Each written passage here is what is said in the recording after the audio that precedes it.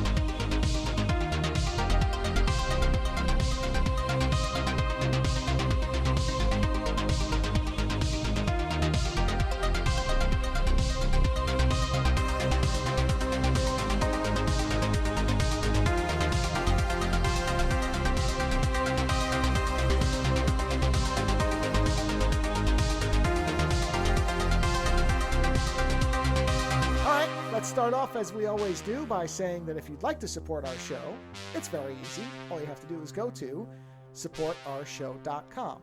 And as a programming note, by now, because this will be out after the first of 4 Star Trek retrospective episodes is coming out, and I believe, but I don't know for sure, that in the first one, I don't think I put the little card up that says if you want to watch the unrestricted version. I know I've said it before, but with all the other videos I'm putting a big thing that shoots up at the beginning that says it, but the first one I hadn't realized this yet. So on YouTube is the censored version. Censored only meaning that you're not getting the visuals for each of the clips. It's not censored in any other way, so there's no real difference in fact, no difference in terms of the length or what we're talking about, but you will not see the visuals that go with the clips that I play, because YouTube and copyright and all that sucks. So if you want to see the unrestricted version, meaning with the visuals, all you have to do is go to our Patreon, patreon.com/OzoneNightmare, and join at any tier, including the free one. I'm not going to charge you for it. I'm not trying to cash in on this thing. But there you can watch the uncensored version where you can see the visuals. And the reason I encourage people to do that is because one of the points that Doug and I keep making throughout all these, one of our consistent themes, is that William Shatner is a really good actor, except not the way that most people think of him. He's a really good actor in what he does with his face. He's really good when he's talking quietly, when he's reacting, not shouting. So without the visuals on some of those, you do lose, I think, in many cases, a lot of what he is actually good at. So that's the only reason you might want to go watch the unrestricted version. But like I said, other than that, they are identical. So I don't want anybody to think that suddenly the other ones, well, it's 4 hours to begin with. It's not going to suddenly be 6 hours on Patreon. It's the same length. It's just that big thing that says, what is it, scene missing or whatever I wrote there.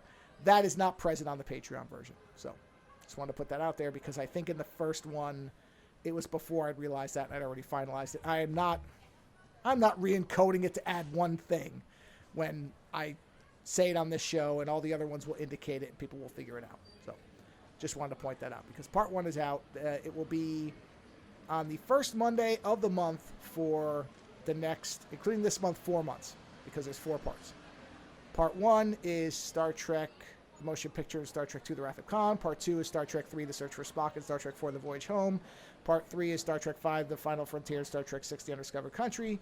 And Part 4 is just Star Trek Generations, which may end up running 2 hours or more by itself, because Doug likes that movie, I think, maybe better than I do, so we may have some differing on that one. We haven't much on anything else, but that one might have more where we're contrasting a little bit, because Generations is a very uneven film. But is that the one? That's the one with Picard, right? That's the one with Picard, and then Shatner shows up for we're basically 12 minutes. where Shatner is now rendered immortal because you can just keep pulling copies of him out of the Nexus, right? Well, that is actually one of the gigantic things about that movie that doesn't make any sense. Because in the books, because I think there's like several books now that have done that. Well, they can, because Guinan's there. Yeah. And so all you have to do is go back in there before he leaves, even though time has no meaning. So did he leave? No. Yeah, is he always from, leaving? From what I read, right, a copy of him will always be there. So you can always go in there, and if you can convince him, I think that's the interesting part, is that if you can convince Kirk to leave, a copy of Kirk can leave the Nexus. What's fucked up is that if that's true, you'd have paradox, because at any point in time, a copy of Kirk could conceivably leave the Nexus. Well, here's another paradox along with anybody problem. else that's in there, because Picard is in there as well. Right. Well, okay. Yeah. And then the other thing, and I don't think this ever occurred to me, because honestly, I've probably seen Generations a total of 4 times in its entirety, because more than many people. Well, and that may be. I never thought it was. I don't think it's a bad movie. I just never thought it was all that special. I don't. It's just. I don't think it's a bad movie. I just don't think it's a great movie. I think that Right. I think that the people that they had and the story they were trying to tell deserved better. But my issue with the Next Generation of movies was always that I wanted them to be better. I love the Next Generation crew. I love Picard and Riker, and I always wanted those movies. I wanted them to be, I don't know, more epic or something. Like, honestly, they're strange movies. Because I hate to outside say of First this. Contact, they're not that great. Yeah, that's the thing. So the third season of Picard, in my opinion, is better than most of the Next Generation movies. All but one.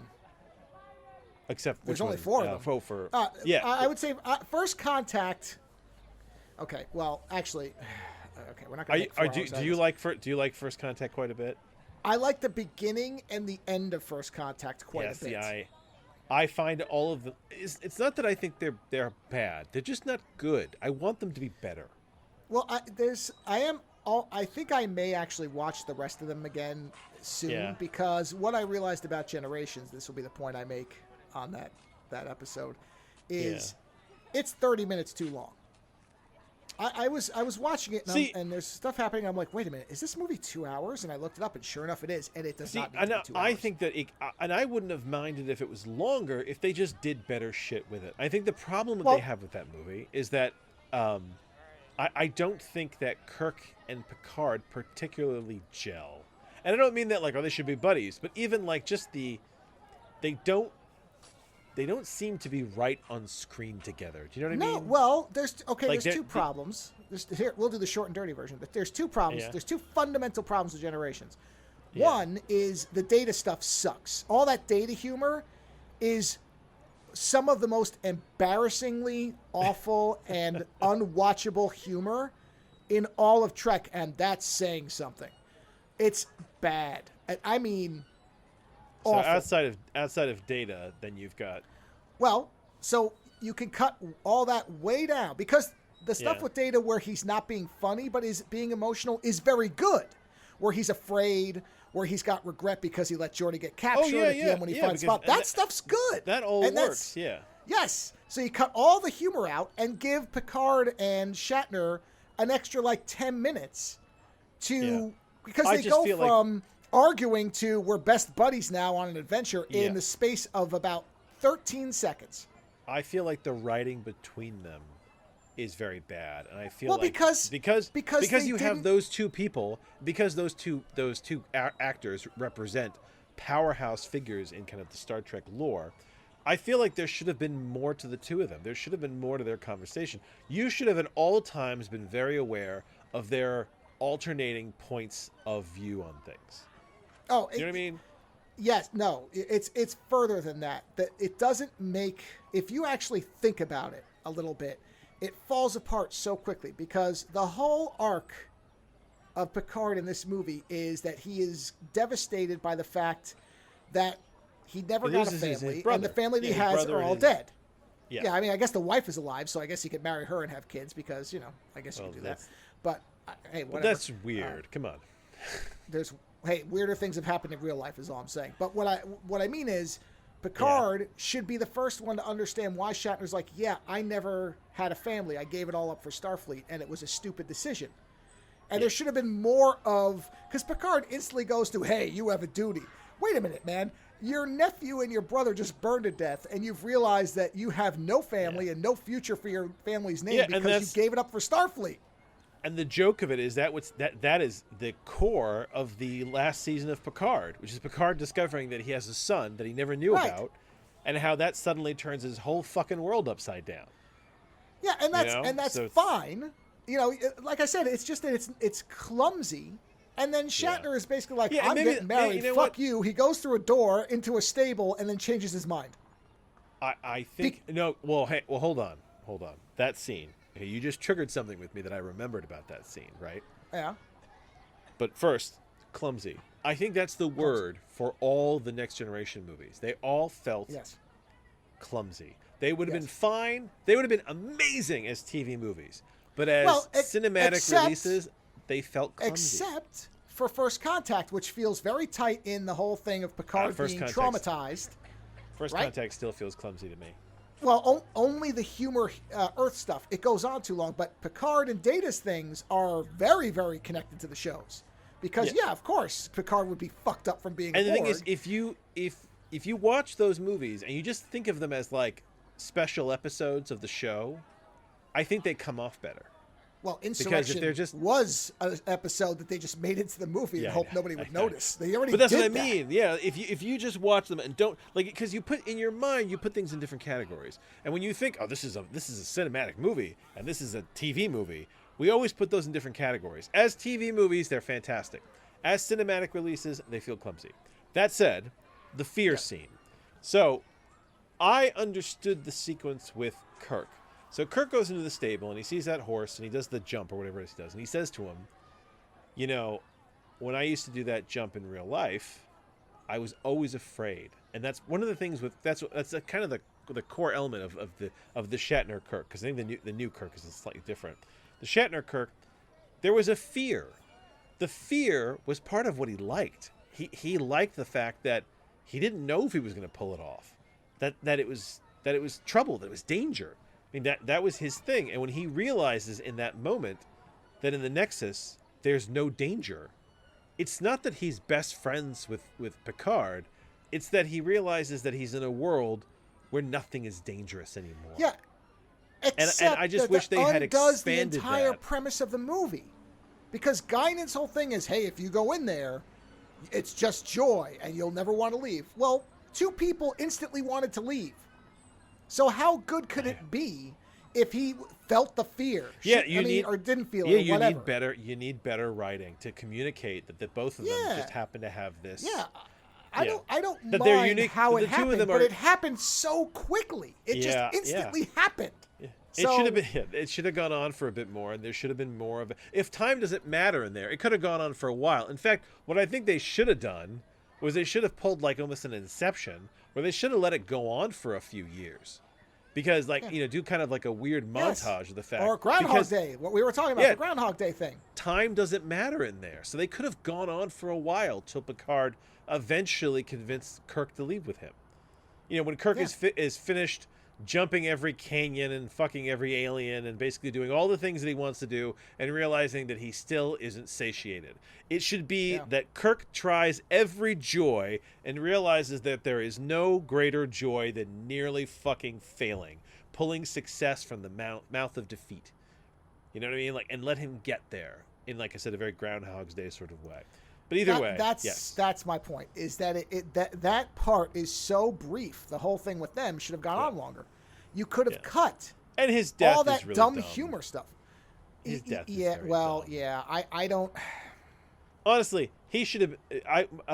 When it comes to the idea of Kirk, I want Kirk to be vaporized. I want nothing to be left of him.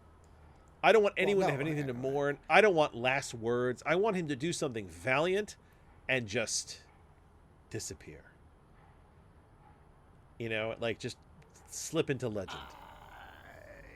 I don't mind him not being atomized, because I will say, for as dumb as that death scene is as a movie thing, he dies very well. I actually like the way Shatner does the death scene, where he says, oh my, and kind of looks at something, and we don't know what it is, which is great. I'm glad he didn't identify whatever he was reacting to. You don't know whether he's horrified or thrilled. He seems to be terrified, which is kind of like, oh shit, okay.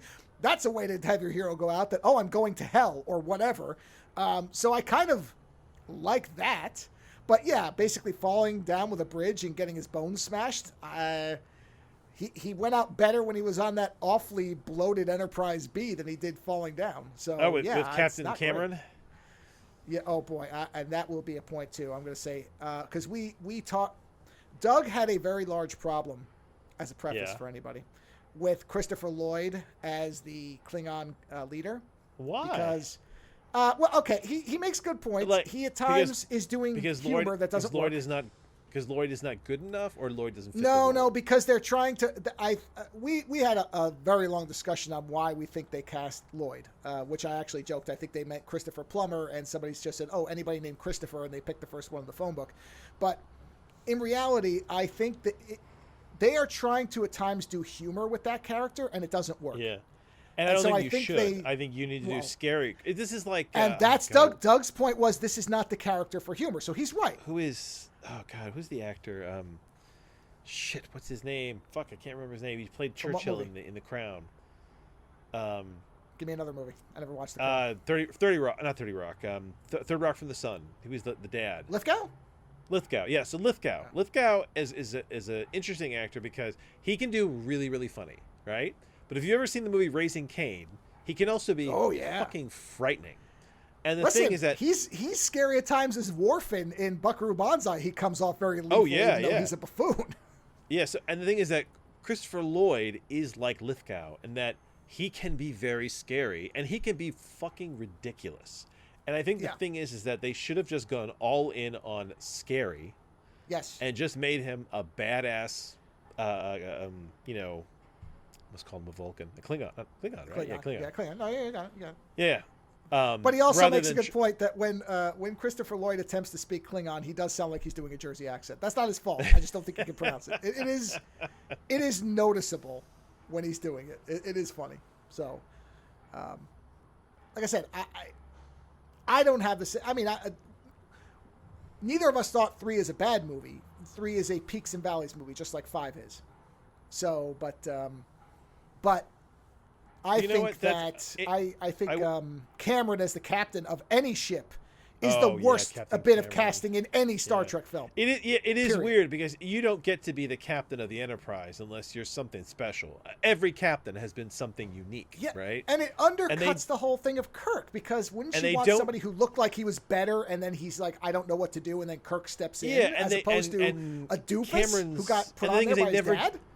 Well, they never give you anything to work with. Like they don't give him any singular moment which makes you go, oh wow, this guy's pretty good. This guy is the badass new captain. Okay, because yes, that would have been good to have like a badass new captain that Kirk looks at and goes, oh geez, that guy's pretty good. Look at him. Like even he isn't even more handsome than Kirk was when he was younger. Like Cameron, and we keep calling him Cameron because he played Cameron in Ferris Bueller's Day Off. By the way, that's what we're calling the actor, Captain Cameron. Because we never mentioned Ferris Bueller's Day Off. So that's why we call him Cameron. So that we don't know his name, it's that he's Cameron from Ferris Bueller's Day Off. And I even like that actor, but what's funny is that, like, that's not the role for him. You needed a good-looking leading man type who would be very sort of, like, assertive. So that you look at it and you go, okay. Like, you need a Riker. You need a Riker type. Yes. You need a Pike type. You need, an Anson Mount. You needed somebody in that role that would make you look at them and go, geez, Kirk's really let himself go, huh? But instead you got Captain Cameron, who seems so, he just seems so diminutive, like he yeah, I mean, he's like stammering right from the jump. He doesn't know what to do. He's like, it's bad. That's bad. That was always one of the things that threw me off about that movie in the beginning is the fact that Cameron's in charge. And you're just like, really? He's the captain? It's weird. There are problems with Generations. Yeah. A lot of problems. Yeah. So, and listen, I say all this from the fact, from a great sense of love for Star Trek. Like, I'm not saying that I won't watch. I guess it's the weird thing, isn't it? Is that I'm not saying I won't watch any of these things. I'll watch all of it. But within the pantheon, there are things that are better than things that are not, No, I mean, that's one of the things that hey, listen, Doug and I can't be as bad about. as Section 31. The reviews on that have been fucking vicious. I've seen clips from it, Yeah. and that determined for me that I do not need to watch it. It's that bad. Oh man, so my daughter really wants to see it because she actually kind of likes the idea. She I'll likes let the you take the misfit bullet. idea. No. Yeah. So I told her that we will watch it after Sure. we've watched all of Discovery. I said, you got to watch Discovery so you know who Okay. this character is, and then you decide whether you want to see it. I was like, if you want to see it, we'll watch it. I was like, Sure. but we're not watching it till you've seen this other stuff. Yeah. You know, and yeah, yeah. I The mean, reviews you know are what? awful. Okay. As we've said with some other things, I think that a younger viewer will probably have less of a problem with it. You know, Yeah. Oh, yeah. people who aren't as long time Star Yeah, Trek no, fans what's- as we what's are will fu- have less of a problem with it. My daughter will probably enjoy it because she's not a huge Star Trek fan, whereas my That's what son I'm will saying. probably not like it because he loves Star Trek. Yeah, Loves the it's ships. an action He film. loves all the it's tech. It's a science fiction action film with Yeah. what seems like no brains. And like does she have her own ship at all? I don't know. Yeah, I mean that's I the don't other thing too. I think a lot of Star Trek people like it when somebody has the ship. Like there always has to be a ship. We love our ships, right? And the Well, she idea probably of- does have a ship, whether it matters Yeah. or not. I don't know. So. I know. I mean, think about it. I hate the second Star Trek movie that what's his name? Fucking the Wrath of Into Khan Darkness. Redux. Into Darkness. I hate Into Darkness. Right. I think that is we all quite do. possibly one of my least favorite Star Trek movies. Yeah. And yet USS That- Vengeance. Quite that a ship. black, Yeah, super that's the stealth Vengeance. warship It's a great name. is Great name, great captain, incredible. great ship, great sound effect when it catches up I to mean, them in warp space or whatever. That should be a Section 31 ship is what it should be. I agree. Yeah. That thing is amazing, and It it's is. always fascinating to me. So actually, I'll explain this. So recently, every Saturday night, I watch a movie with my kids, and I usually try to watch a movie that they wouldn't see on their own. We try to push them a little bit, so that the parents are there if it goes wrong, but otherwise they expand things a little bit. And my daughter, who's younger, is into horror, right, and my son, who's older, is not. So we always have these weird votes, and we had a weird four-way of movies this Saturday, which is that we were talking about watching either Ghost in the Shell, what was it? Van Helsing, SWAT, the one with Colin Farrell, or Aliens vs Predator. And the only reason Aliens vs Predator got put on the list is because my wife realized that it's PG-13, right? And I said, yeah, but it's terrible. But my daughter so wants to see xenomorphs in action, Sure. and it's the only, But it's funny because I was trying not to taint them towards some of these movies. Like, I actually think SWAT's a fun movie. It's not a great movie, but it's a fun movie. LL Cool J, Colin Farrell, Samuel L. Jackson, and Michelle Rodriguez in a movie together. That's fun. Especially that's like one of Jerry Renner's earliest movies. It's not a good movie, but it's a fun movie. But like, they want to see Van Helsing because my daughter wants to see because it's a monster movie, and I don't want to come right out and be like, yeah, but it's a bad monster movie because she doesn't really have access to a lot of monster movies. But I was thinking about Aliens vs Predator, and in the end, by the way, we went for Ghost in the Shell, which they really enjoyed. But I was talking about Alien vs Predator, and what's fascinating about that movie to me is that is a bad movie. I do not like that movie. I think that most of it is just badly written and just dumb. And yet, there's about 2 minutes of absolute epicness in that movie, in the battle between the Predator and the alien queen, where it turns into a psychotic T-Rex, and the one Predator flies through the air and fucking stabs it. And every time I see that scene in that movie, I think to myself, if the whole movie had been this, I would have signed on right away. But it's not. And yet, whenever I think of that movie, I'm not willing to completely throw it in the toilet because it's got this like 2 minutes of epicness. And I was wondering, how much epicness does a movie have before you're willing to fully get rid of it, right? And for me, it's like that movie has 2 minutes of epicness, so I will watch it with my kids, right? But that's it. It's just got this 2 minutes of epicness because everything else is bad. Everything else is like it's dumb. It's a dumb movie. And this is parenting, by the way, where you find yourself watching movies that are just dumb, but you have to because your kids want to watch them, and kids have a different threshold for dumb movies. Sure. I mean, come on, Van Helsing is terrible. Oh God, Van Helsing is such a letdown too. He looks so cool in that movie that you want that movie to be so much better than it is, but it's so not. And the CG looks so dated. Oh God, it looks bad. No, the concept's great. It's just not a good movie, which actually makes it a perfect remake material. Somebody remake it and make it better. Yeah. I mean, honestly, Hugh Jackman could still do it. He could. I would actually kind of like him better as an old, grizzled Van Helsing, or older than... I'd rather see him as Anthony Hopkins in Francis Ford Coppola's Dracula Van Helsing than... That's my favorite Van Helsing. Oh, God, he's so good in that. So, yeah, but it's that whole thing, like how much epicness is she a the peace movie doctor? need. Yeah, we cut off her head and stabbed her in the heart, and she's a piece.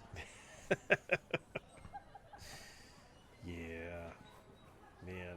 Oh, dude, actually, it's very funny. Recently, my oldest tried to argue that Nina Harker in Dracula, the book, is a feminist character.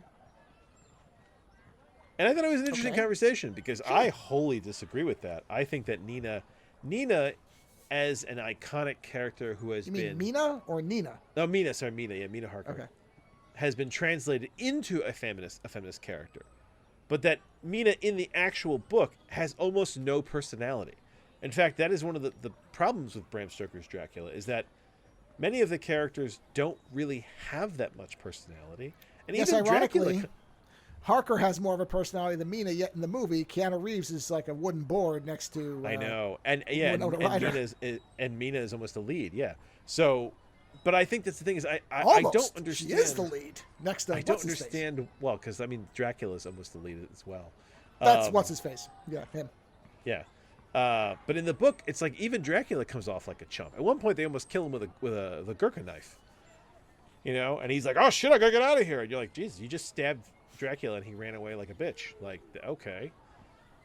So I had a hard time with that argument because I was like, I don't think, like. Mina Harker in League of Extraordinary Gentlemen, the books, is an absolute feminist character because she is badass. She slaps everybody else up into gear. And despite being the weakest of the bunch, she has the most resolute will. I mean, she outlasts Quartermain. She outlasts everybody. Right? That character is phenomenal. But that is an interpretation.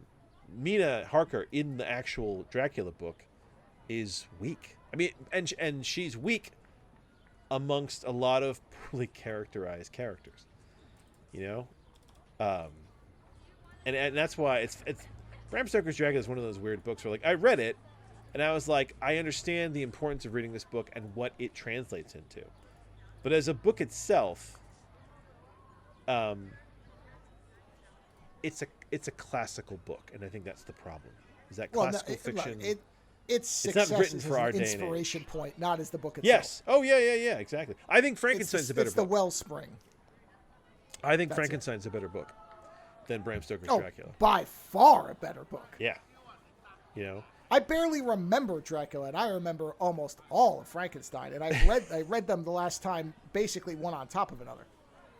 Yeah, Bram Stoker's Dracula, the book, it's just so, it feels vague, doesn't it? Like when you're reading it, it just doesn't feel, I don't know, no one. No, you're right.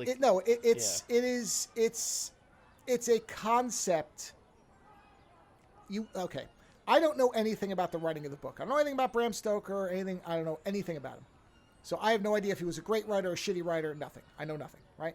All I know is he wrote that book. He probably wrote others. Okay. I know the one book. No. But here's the thing: the book Bram Stoker's Dracula is very much like books of its time, because remember, the novel itself is kind of a new thing. So what I'm saying is, without context, what it feels like to me as a modern reader is this guy had a really good idea and didn't know how to write fully formed characters to go with the idea. Yeah, and what I'm saying to you is that's how a lot of books were written in that time. Oh, and that's fine. I'm just saying Yeah, that doesn't matter that's to what me it as is. a modern reader. To me as a If modern somebody reader, had, if a book was written like a modern book is today, I think it would have horrified people in that day and age. They just were not prepared for that. When was that book? What was the date of that book? The original 1897. Okay, hold on. I mean, Frankenstein's nearby that. It's well before it, and that's actually an Is it indictment really? of it. 1818. Yeah. So that excuse doesn't work for me because Yeah. if Frankenstein was written better, way earlier, by a female Yeah, but- author, which was not a Yeah. prolific thing at that time, then I don't want to be hearing that it was a book of its time. Oh Sorry. no, but it still is, because if you read stuff that was written around the time of Frankenstein, it's a different formula. And that's the thing is, we mean talk about how Dracula. language changes, like the way books are written changes based on the fads of the age. Okay, You know what I mean? Like, that's this fine. is- Then I this is guess one the of fad of the age was to write Yeah. uninteresting sketch and it's like, concept books. you know, was it recently I was talking to somebody about how you have to look at fiction that was written by the word, that was paid by the word, because there are authors who are paid by the word, and if you read their work, it's very, very wordy, right? They use there's a lot more description, and it changes the way they write, whereas authors who wrote a book all out and then had it published, it's it's a different formula. So it's weird. I remember when I first started learning and I realized that the novel itself, like the narrative novel itself, is a weird thing that cropped up kind of late in human history. Because before the novel we had religious writing and we had mythological writing, but to actually just tell stories for the sake of stories.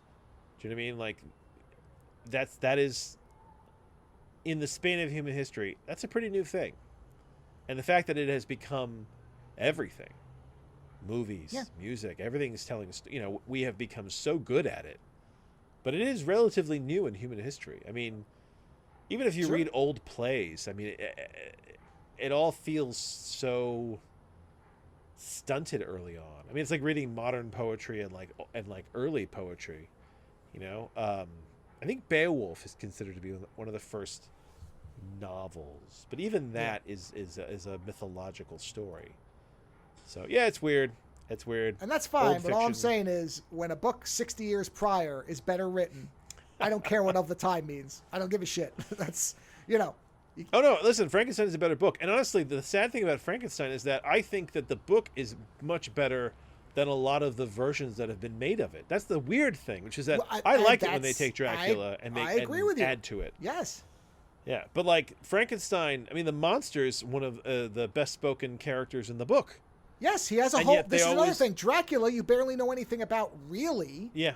Whereas the monster, you know a lot about. And yet they always teaches himself turn to him- read. He's there's all this stuff in there. And yet they always turn him into just a monster. You know what I mean?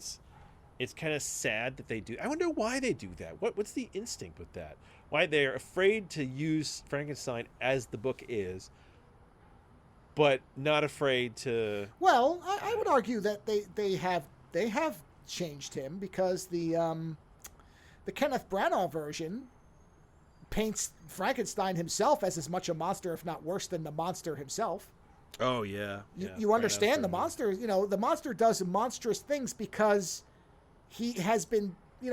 He shouldn't have to live as the only one of his kind, and he was thrown away by the person who made him. Yep. So I sympathize with that monster, no matter what he does. Yeah, I understand that that's not you have his to find impetus. a very specific version to get close to the book. That's what I mean. I agree. It's they often go for the monstrous part. Well, I mean that's. I think a lot of it comes from. Well, also to be fair, the Bela Lugosi Frankenstein does show you the sympathetic side of the monster. It's just such a small bit of it. And I think the thing is that movie, because of the makeup and his performance and everything, that became the definitive Iconic. of a monster. Yeah. And then, not Bela Lugosi, Boris Karloff? Boris Karloff. Sorry, my Karloff, next point was Karloff, there you Bela Lugosi's Dracula became the they all the Universal Count. had Yes, all the these Count. monsters. Yes, And so what happened was everybody's like, oh, we're going to do the monster thing because people love the monsters. Wolfman, Frankenstein, the Mummy, even though the Mummy is about the stupidest monster that you could possibly have when you actually think about that creature just lumbering around. It's so ridiculous. Well, no, listen, but whatever, he looks the cool. best version of the Mummy, as far as I'm concerned. Oh, it's Ramses the Damned. We agree on that. Either the book Ramses the Damned, right? Or the Mummy with what's his name? The adventure movie. Yeah, with Brendan Fraser. Brendan Fraser. The Brendan Fraser movie. Yeah. That is the best version. That's the best, big. But that's a very non-classic version of the Mummy. Is traditionally the lumbering zombie. the Boris Karloff Frankenstein. Oh no! Look, I'm not saying you're wrong. I'm agreeing with you. But what I'm saying is, what people do is they take the template that worked in the past, the classic version. They just keep trying to replicate it.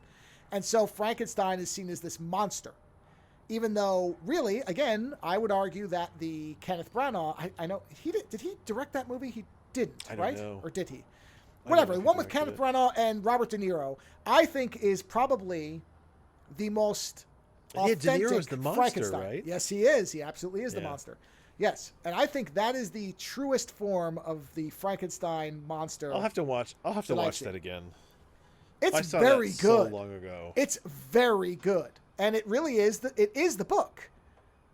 I mean, with minor variations, but he does. He is a sympathetic character, and the only reason that he's and Kenneth Branagh, the Frankenstein, that movie is a piece of shit. He really is an asshole. So, and I like that because it casts the monster in the better light. Well, that's why we like the Frankenstein Unbound movie, where Frankenstein, Dr. Frankenstein, is kind of an asshole. Yes, that's what I'm saying. But that one is that one's far more like the movie we're going to be talking about later than it is the book. It goes off in its own direction.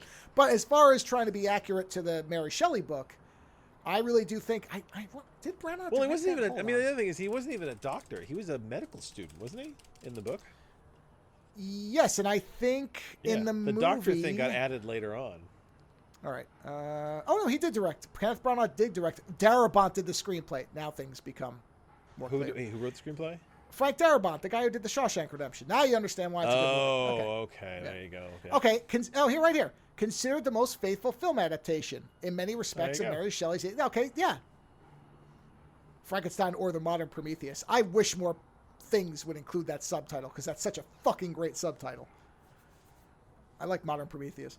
I know everybody knows Frankenstein, but let's see. Victor Frankenstein, was he a doctor in that one? Let's see. No, he is a medical student. Yeah. Oh, so it's the same thing. It is. Victor and his friend Henry Cleveland study medicine. Yeah, under a professor. Yep. Yeah, so he's not a... Yeah. That's the thing, is it's a very good movie. It's not a very fun movie. Well, it's not a fun story, Yeah. It is. That's what I remember. This reinforces it. That and I haven't watched it in a while, but I remember thinking, this is what the book is, more or less. This is it, because I feel bad for the monster, which is what you should. The monster was not monstrous of his own accord. He was made from. Yeah. I mean, I don't know whether you're supposed to infer that because he's made from parts. He's brought to life. He is something new. I mean, in the book, he's also he has ability. He has some level of superhuman abilities, as well. Like, he is considered to be almost more hardy than men. Yes, he does seem to have super strength, but he doesn't want to be alone. Right. You know what I mean? Like, he doesn't want to be. Yeah.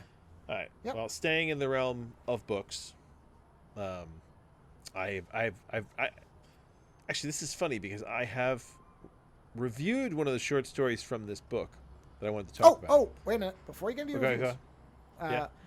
I was sent several messages in response to your "I give up on writing" thing, or many people saying don't give up on it entirely. No, seriously. And a couple of people who suggested alternatives to Amazon that are just as good. One was Libro.fm, which I believe is the one that lets you do your own audiobooks without having to, use anything connected to Amazon. It's like I think it's like a self-contained thing. And also, yeah, so Libro.fm is an audiobook service, which we could do for your thing. And then the other one was Send Owl. And Send Owl, I believe, lets you self-publish or make ebooks. I know. But the thing is that self-publishing is kind of like masturbation. And eventually you get tired of it. I'm just saying. I appreciate that people had commentary and that they had ideas. But at the end of the day, it has... well, should things turn around, you don't have to go back to Amazon, I think is what their main point was. I won't. Like, I won't, actually. That's not it. I just... It's something that takes so much of my life, and I realize that it gives me very few reward, and that at this point in my life, there's a lot of other stuff I have to get done. And when you look at, it's you and I always have the conversation about time in your day, right? Because we have different demands on our time in our day. Well, there has come a point in my life where I don't have the time for this that I used to, and for what I get out of it, I don't think that it's really worth it anymore. And the not wanting to support Amazon is a part of that, but also, publishing today, I had a big conversation with somebody about this. The problem with publishing today is that a great deal of it is built on luck, right? And, it's hard to get an agent. It's hard to get anyone to look at your work. If you don't have a following of something or other on some social media, if you aren't some kind of influencer, or you have some kind of name recognition, if you haven't killed somebody or developed something or married somebody or something on TV, most people don't want to read your book. I actually am very put off by the current habit of named actors or otherwise suddenly getting huge book deals and writing any kind of, mystery novels is big right now. Everybody's writing a mystery novel, right? And you're like, oh, have you heard, is it like the host of this show or this actor is written a series? And you're like, well, that's easy because you have name recognition. So you could you're going to find yourself a ghostwriter, or maybe you can write, but it doesn't matter because the end of the way people will buy your book because they know your name. And there's such a huge amount of luck that's built into this industry. Not to mention the fact that we're shifting to a period where people are not reading like they used to. Bookstores are shrinking. It's not as important. We don't read like we used to read. The entire industry is changing. And I realized that, I should have been born in like the 70s. Like late 60s, 70s, I think, is where I would have been ideal as a writer. I'll even go back to like the 40s and the 50s. But I do not have the luck to have an in. I never have. And for many, many years of my life, I have tried, and I have plastered, potentially every room of a house with rejection letters. And I think that there is a point where you have to look at something and go, you know what? I don't think it's going to work. I don't think this is going to come through. So I might as well move on to other things, and I think that's the period that I'm in. I haven't really fully transitioned off of it yet either. I will say this. I made that decision. I made the decision before I was even on the show. And it has created a fundamental storm in my head that I haven't really talked about with anybody, because I think I said in the last show, the reality is that nobody cares if you're a writer or not. Nobody cares. It's something that you do because you want to do it. And so I'm only answerable to myself.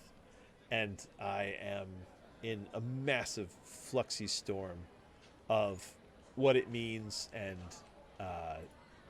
your identity as an artist. Because, the thing is, like, we all think of ourselves as things, whether we realize it or not. Joe, you think of yourself as an artist, or you think of yourself as an illustrator, or you think of yourself as, as a computer guy. Like, we all have these terms in our head that we define ourselves as, right? And I realized that for me, I think my main self-title was always the idea that I was a writer. and to suddenly say, you know what, this is not what I am anymore. I am not going to focus on this. I'm going to be something else because this isn't working. It is so fundamentally weird because I suddenly don't have a title for myself. I don't know what the fuck I am. And it's really weird because at 45, I suddenly feel very, like, I don't know, kind of loose, kind of like the waters are kind of murky for me because I don't really know what I'm going to do and how I perceive myself because, yeah, so it's a very weird thing for me, and unfortunately,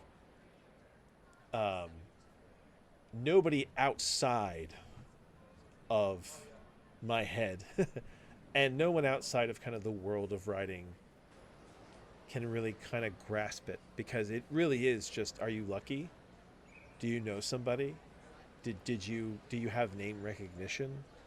Like, and I don't consider myself to be a bad writer. Actually, that's kind of the funny thing in this, is that, like, this isn't an indictment on my capability. I think my capability is perfectly fine. I'm totally confident in my capability. I just think that it doesn't matter. I don't have an in. And I think that's what it is. Like, you know, you are a lovely artist. I love your work. I've always loved your work, even when you didn't, right? I have work on my wall of yours from college that you don't even like, that you still don't like. And I love it. Right? And it took a long time for somebody to just find your art and say, this is exactly what we wanted. And it opened the door up to you, right? Like, it was a whole new kind of world where all of a sudden it was like, oh shit, I was discovered. And like, it could not have happened to the nicest person. Right? It was great that you were discovered. And that now you actually, your art is vindicated. I mean, you know, people want you to draw on these cards, and people like they like all your little doodles. And I know that you're as stupefied about it as I am. The idea that somebody could like your art, not your art, but I'm just saying in general. More so, yes. Yeah, right. But it's the whole, yeah, you were discovered. You got lucky. That's what it is. You had the skill, but you have to have the skill and you have to be lucky. And you got lucky. And that's great. I'm very happy about that. But for me, I am not social like you. I hate being social. It is a huge effort for me. And I just never had it in. And because of that, I look at this and I say, you know what?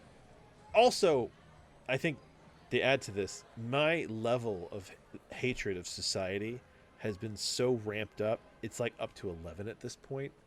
And I think that when you hate the audience, suddenly you don't want to write for them anymore. And I think that's the other thing I have come to realize, is that I used to think that I wanted to connect with an audience, that I wanted people to read my stuff. I don't know if I give a shit anymore. I think there's actually a part of me that's very much in a realm of burn the audience, which is, you know, a separate kind of issue.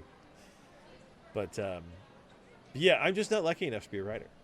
And there's a lot of us. I've met a lot of really incredible writers with miraculous ideas, who never made it.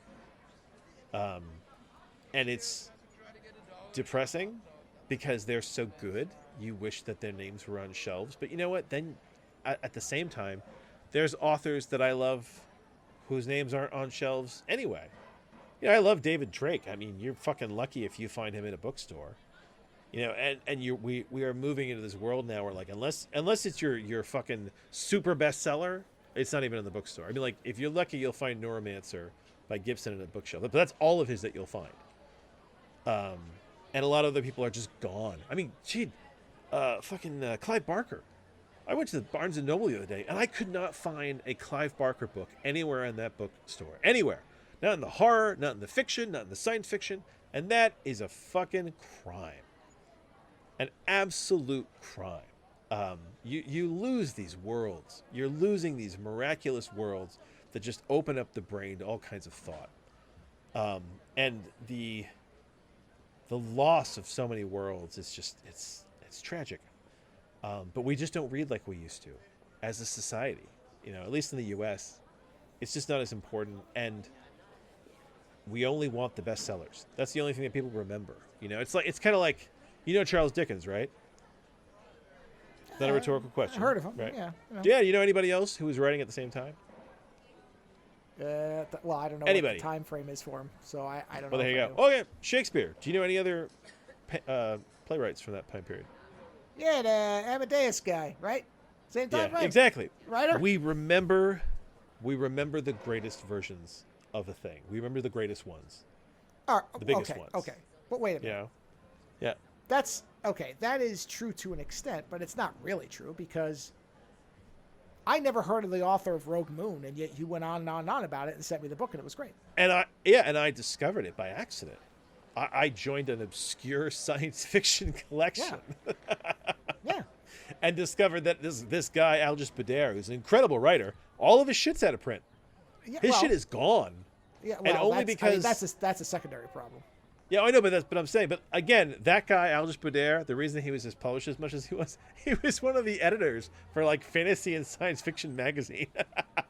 there was his lucky. He was the editor, and that's the thing, is that happens a lot. It happens so much, and so if you hate the audience, if you hate society, and you have lost your patience for the endless rejection, at some point you just kind of go, you know what, I'm good.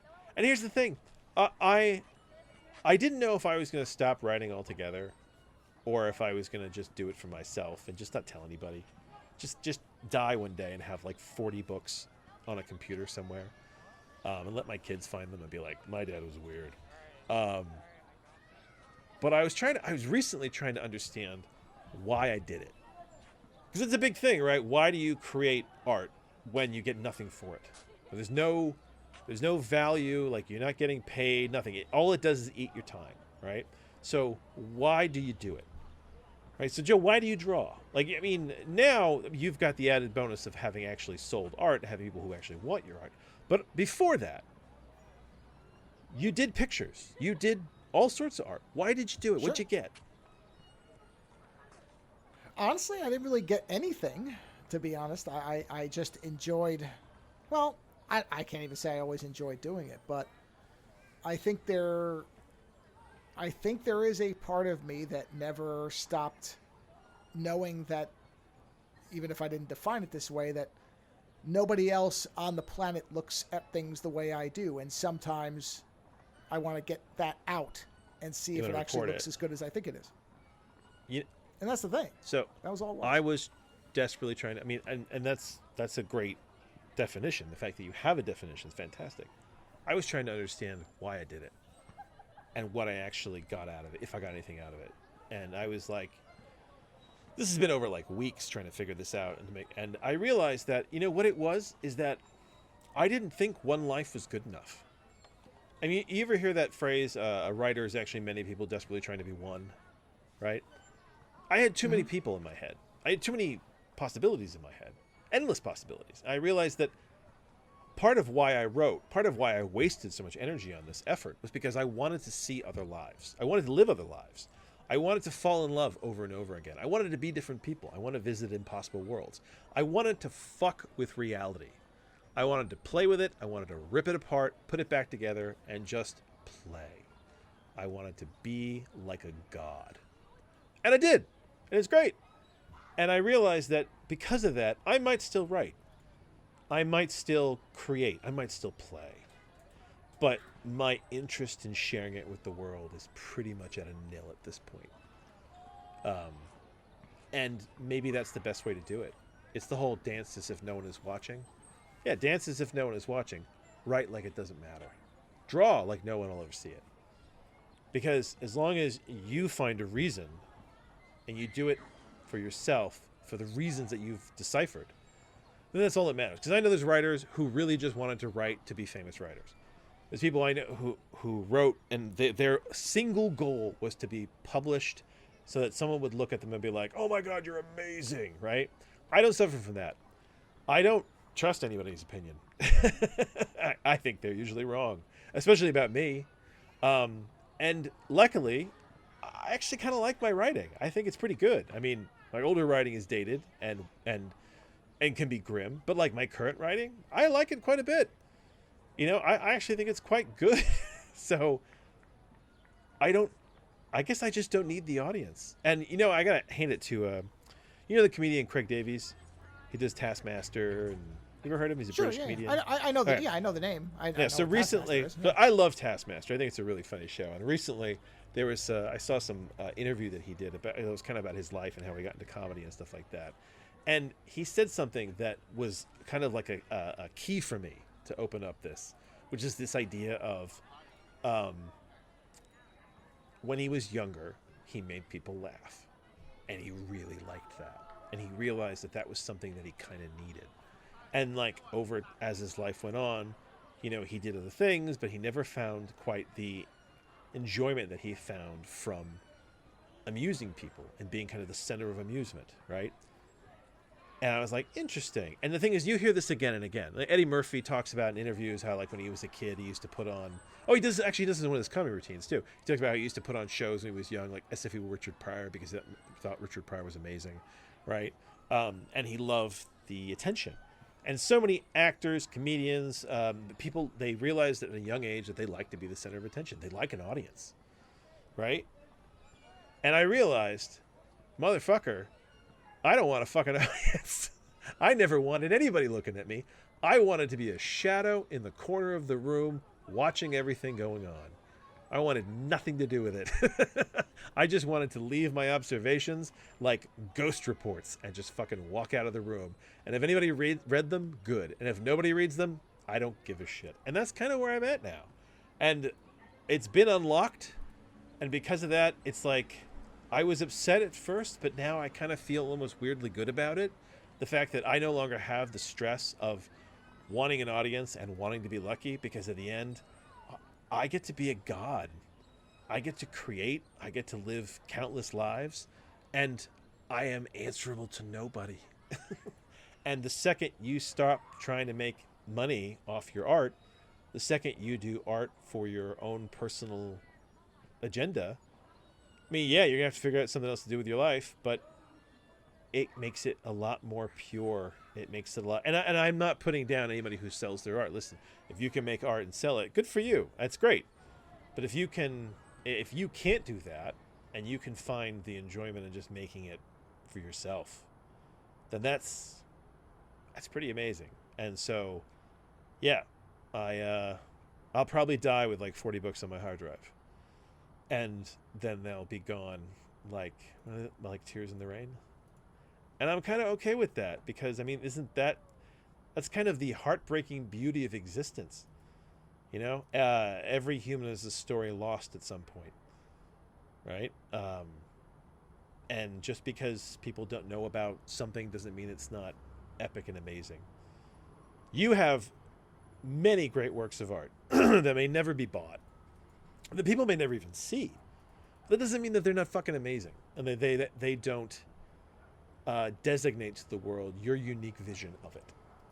I mean, shit, it might be 20 years from now, and you might be the next fucking Van Gogh, for all we know. I mean, that's usually how it works, right? Yes, 20 30 years after you're dead. Once you're dead. Right? And it's the whole thing is like, what do you care? Right? Does it really affect Van Gogh, the fact that he's very famous now, but in his life, it was an absolute fucking shit show?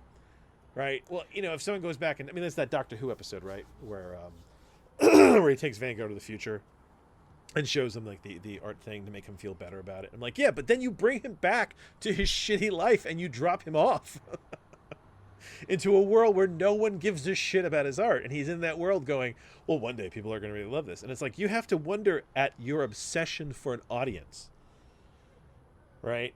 If knowing that, I mean, think about that. If you knew that 300 years from now or 100 years from now, or whatever, people would absolutely think that your art was epic. But does that really do anything for your life right now, when you can't, if you can't sell it, if you can't live? No, of course not. Exactly. Like, Van Gogh was treated like shit. Yeah. There were periods of his life where he couldn't give his art away. And I mean, this goes back to the whole not understanding art in the period it was created.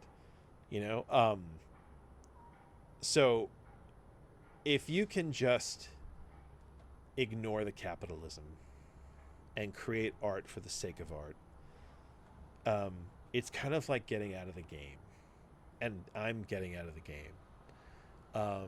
And I made a promise to myself that if I did start writing, I just wouldn't even talk about it anymore. I would just make it my private, personal lover. Just the thing that I do by myself, a little bit of mental masturbation, and just be thrilled with it. And I'm on the fence about the audio project. I want to keep going because No, you have to finish that because it's fun for me. I know. I know I need to finish that. Partly because you've done so much work in it, and I was like, it should be completed, at least the first book. But from that point on, I just don't. I don't have that fight. I just don't. So my books are going to come off Amazon. Amazon, go fuck itself. Joe knows that I've gone out of my way lately to not buy anything from Amazon. And what's funny is that my wife and I are like kind of different minds. Where my wife is of the mindset of it's everything's evil anyway, so it doesn't really matter. And I'm kind of like, no. Yeah. You start somewhere. Yeah, that's true. This is the somewhere. Whole. Yeah, exactly. Everyone has to draw their own line, and my wife and I have different lines, and that's fine. I love her, she loves me, we do our thing, right? I won't play with certain things, and she's willing to, that's fine. And I'm also not the type to use her to get something, you know what I mean? It's like I'm not going to be like, hey, could you order this book from me? I mean, recently I was looking for a David Drake book called The Warrior, which is a sci-fi book based off the Iliad, and I couldn't find it anywhere. Oh man, you sent me a great site too, what was the bookshop.org? Yeah. Yeah, that site is great, but even they didn't have it. Well, but in the end, I found it on eBay. Somebody had an old copy they were selling for like $4, and I was like, score, I'm good. Yeah. Speaking of eBay, because I'm trying not to use Amazon either, and there was something I wanted, and the only place that wasn't Amazon to have is eBay, and this fucking guy hasn't sent it, and I've opened a thing on it. I'm like, God damn it, man. Is it really so difficult to just get bias lighting for my monitor? Jesus. It's that terrible thing where somebody made something you couldn't that find a works shop perfectly. You couldn't find a shop. No, Antec doesn't make it anymore. They discontinued it, so there are people who bought a bunch of them. So you either have to get it off Amazon or you have to get it off eBay. You couldn't find the shops that sell through Amazon because sometimes you can track them back to their own stores. Oh, no. I did that one too, and that one just canceled the order on me with no explanation. So I'm like, okay, fine. Listen, hey, I'm not telling you that eBay is a great alternative. No, I know, but that's the bitch of it. Is there are times where you're like, I don't want to use this thing, but there aren't really better alternatives. Hey, but the alternatives aren't better. You know what? So. Hey, you know how we talked about how like I don't like microplastics and I don't like the fact that clothes are made of all fucking plastic at this point. Right? I have rules for how much fabric. I mean, this is very tin hat of me, but here we go. I have rules for how much plastic I will allow in my wardrobe. Right? Mm-hmm. I will not go above like if it's beyond 80% like cotton, like I just won't wear it because I'm like I won't because every time I look at it I'll be like this is mostly just microplastics. I'm good. My wife has different rules, and I don't give a shit. Like I don't give her shit about it. I tell her you do what you want. It's like everybody takes this information, they do what they want. The only thing you control is you. You be what you are, and that's it. And if there are times where you feel that something is worth breaking your own rules, well, guess what? They're your rules, so you know when you can break them.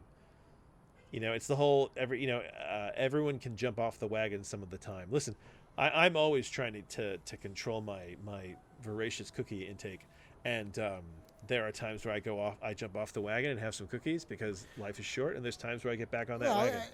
It was just more the fact that I actually tried to do it the way I wanted to do it. No, and I applaud you that you tried. Well, it may still happen. I have a case pending with eBay, and there are other sellers, but I'm just like, geez. And B&H Photo didn't have anything either. They usually have a lot of stuff. No, because it's such a specific version of a specific. I'll tell you what the problem is. So this is basically lighting for the back of my monitor to, because it's supposed to be better for your eyes, and I do like the back lighting, right? So the problem is that most of them have these massive power things on them, which I don't want. I just want one that just powers off my one USB-C port. And Oh, I see. the Yeah. Antec one made the one that does that, and you can cut it to the size you need. It doesn't have a controller. It doesn't have to blink. It doesn't have to do anything except light the fuck up when I turn the monitor on. It's all I want. Doesn't Razer have something like that? I don't thought I think saw they make something one like that that doesn't have a recently. massive power. Oh, look. Well, I mean, You might that's be the right. problem. No, let's see. Let's No, see. no, no, Maybe. No, because I'm like, looking. listen, my office is all nano leaves, and nano leaves have giant bricks on them. They do. Yeah, and I have plenty of like more advanced Yeah. lighting, but this needs to be simple because all I want it to do is Yeah. turn on when the screen's on and turn on when it's off. I don't want it to act independently of the screen. I don't want it to anticipate my needs, react to my Yeah. music, see if No, I'm in no, a I good get mood, it, bad yeah. mood, that I stuck my Yeah, foot I last don't Tuesday. need I it just to want be it to that. work. I don't need it to be that fucking smart. I get it. Yeah. Right. I totally. I just want yeah. a dumb set of fucking I lights. just want a dumb light. You know? I just want dumb lights. Jesus. Razer makes so much stuff now. How the hell do you... Let me try bias lighting. Do they even have... They bias-based do. lighting. Let's see. Hold on. Let's see. Oh, They zero do weird results. little Fuck lighting. you! They do. Hold on. They do weird lighting stuff. I haven't seen because they have like a fucking a mouse pad lighter that like lights Yeah, up your mouse pad. And that's what I'm saying is everybody's doing that now, as Yeah. opposed to... Okay, wait a minute. What is this? No, see, this thing has like a puck on it. No. I just want to... Yeah, I just wanted something simple. I just wanted to turn on. Well, It's like me and with then the cars other- lately. Here's another Where thing. I was like, And why does the then- car have to do so much shit? Why can't I just, Well, just get it, yes. turn it on and go? No, and here's the other side of it. Or what you find is somebody who sells one that's 700 feet long, and what am I going to do? Cut all but 8 feet off and throw it away and just waste it? I don't want to do that. Like That's what I'm saying is I'm trying to be hey, not listen, wasteful. You could, you know. you could backlit everything in your house. Couch, yeah, but the it's- dog. Everything The else is doors. backlit, but the monitor is like a specific thing. Like Yeah. eh, Yeah, I get it. anyway. And listen, it is a fight to try and do the right thing by yourself, like by whatever you think the right thing is. It is always a fight, and it is so easy to not. It is so easy to just let things be the way they are. But the thing is, when it doesn't work, you got to do something. You got to have a personal fight. I You got to agree. have a I personal agree. stake. And sometimes it works, and sometimes it doesn't. Okay, listen. If I ever got published, haha, they would sell my books through Amazon, and I'd have no control of that Well, yeah. because the publisher would then push my books to where, and whatever. That's what it is. I can't control that. But since I'm the publisher in this current situation, then yes, I can. I can and I will, and I find that of late I have tried to pull my money from anybody who disagrees with my worldview. And lots of people are very loud about what their worldview is lately. So there's a lot of places that I don't bother with. And luckily we live in the age of people not knowing, companies not knowing enough to shut the fuck up. And everyone is being very overt about their racism and their fucking sexism right now. So it makes it really easy to be like, you are all a bunch of scumbags. I'm not going to support your ass. Yeah. I'm not going to support you. But I'm also open-minded enough to say that I'm not going to give other people shit for supporting them. Right? But, if you support them to some degree, you support what they support. This is true. Letting a Nazi do what they want is basically helping a Nazi do what they want. So if you see a Nazi, get in the way. I agree.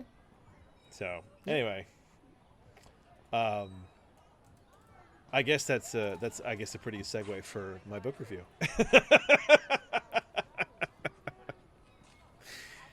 Oh God, there's just so many levels of irony here. So a while back, I reviewed a short story in this book, which is is it Legal Bread? Unauthorized Bread. Yeah. So this book is Cory Doctorow's book, Radicalized. It's a really great book. Unauthorized Bread is a phenomenal short story. These are novella length, stories, so they're not like really short. They're pretty long, all of them. And there's 4 stories in this book. And I read Unauthorized Bread, and then I shelved the book, and I went out and did a lot of other things because I can only handle so much. Doctor at a time, because he depresses me. But recently we had visit the Super Mario Brother Luigi shoot down a CEO, and Doctorow's name popped up because he has a short story in this collection about killing healthcare CEOs, right? And Doctorow was very happy the fact that there was no connection from Luigi to his book. He was very worried about that. But I was curious because I owned this short story and I had not read it, and the short story is called Radicalized. It's the third story in the collection. So I was like, you know what, I should finally fucking read this. I have it. I'm curious now. It's miraculously become public event, or become pop culture important again. So I was like, I'll read this. Now, I don't want to talk about. I don't want to review any one story too heavily, because I actually really want Joe to read one of these short stories.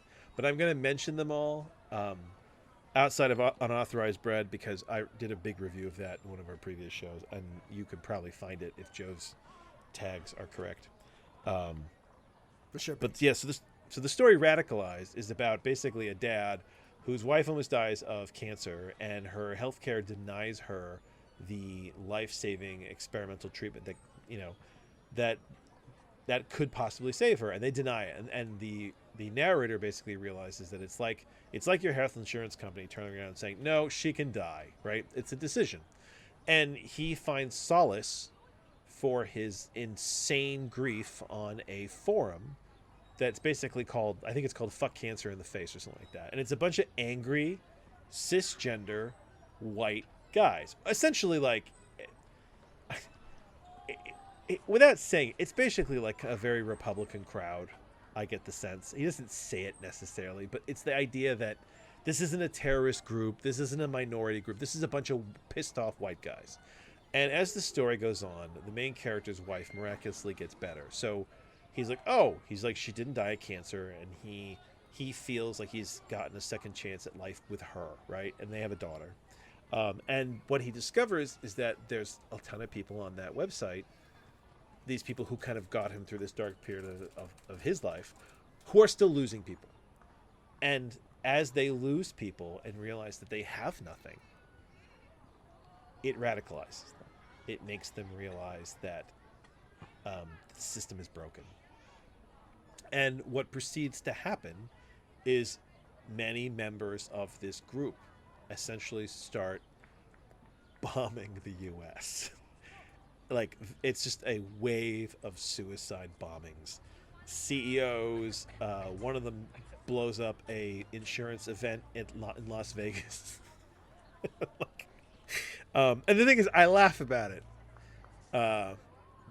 But in the book, it's actually quite depressing, because these people, they're doing it out of grief-stricken vengeance, because they have been fucked over by these companies. And at one point, there's a fireman. There's like a 26-year-old fireman who gets injured, and the health insurance is like, well, you know what? We're not going to help you with this.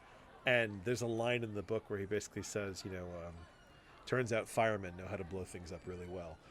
And like health insurance companies start like building fortresses out of their offices and kind of passing the charge onto their customers.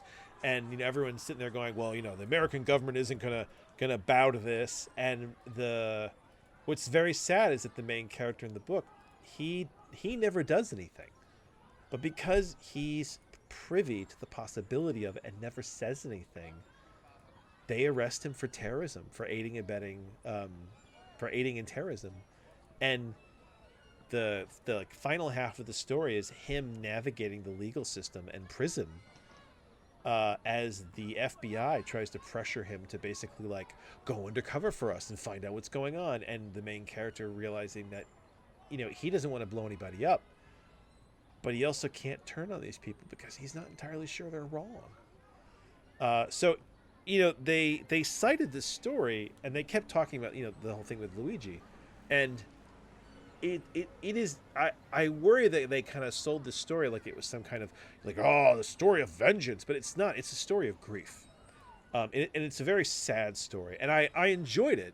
And there is a sardonic pleasure you get from the idea of there's an old man in a wheelchair who loses he's lost his son, and he's lost his wife, both of them had like claims denied, and then I guess he needs dialysis, and they basically said, yeah, well, you know, we're not going to cover that anymore. We're going to cover something else that'll basically leave you in pain for the rest of your short life. And he makes this video, and he basically says, hey, if you work for an insurance company, then you are culpable to these decisions that they are making, and they are making decisions telling people, hey, you can die now. We've taken your money, and we don't want to pay for you to live any longer, so you can die now. And he says that that's basically what they're doing. And then, you know, he blows up he blows up fucking an insurance convention. So it's a really good story. And what's amazing is that it's not even the best story in the book. Like, I enjoy that story, but like that story is very grim, and it has one of the last lines is a hell of a kicker. But like every story in this book is actually extremely powerful and fucked up. I mean, The Unauthorized Bread is very good. Radicalized is very good. Model Minority, I'm going to talk about in a minute. I want to talk about The Mask of the Red Death, which is basically about a stockbroker who builds a prepper fortress out in like the middle of nowhere because he's going to survive the breakdown of society. And that is a really, I don't want to call it fun because it's not fun.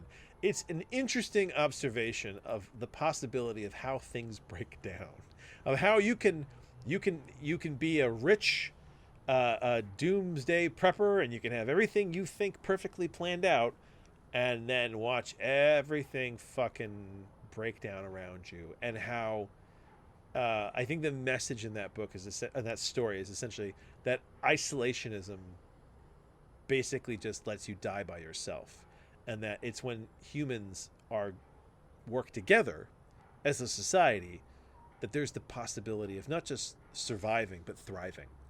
I don't 100% agree with some of the choices in writing. Actually, let me have a question for you. If a writer writes a story, and the whole story is from one character's point of view, and then right at the very end, they suddenly jump to somebody else's point of view, doesn't that sound a bit incorrect? Like inconsistent? Yeah, if there wasn't really any... It doesn't happen at any Like, other point in the book. It just no, instantly it doesn't. jumps somewhere else. Yeah. Is it a And the character? thing is, Okay, wait, is it a character that's been there the whole time? No, not even. There's a Oh, literally no, there that is doesn't make sense to me. there's in the beginning of The Mask of the Red Death, there is a woman who shows up. She's the aunt of a guy who has a spot in the stockbroker's doomsday fortress, and the stockbroker won't let them in because he won't let anybody bring guests. And so the aunt and her nephew basically fuck off.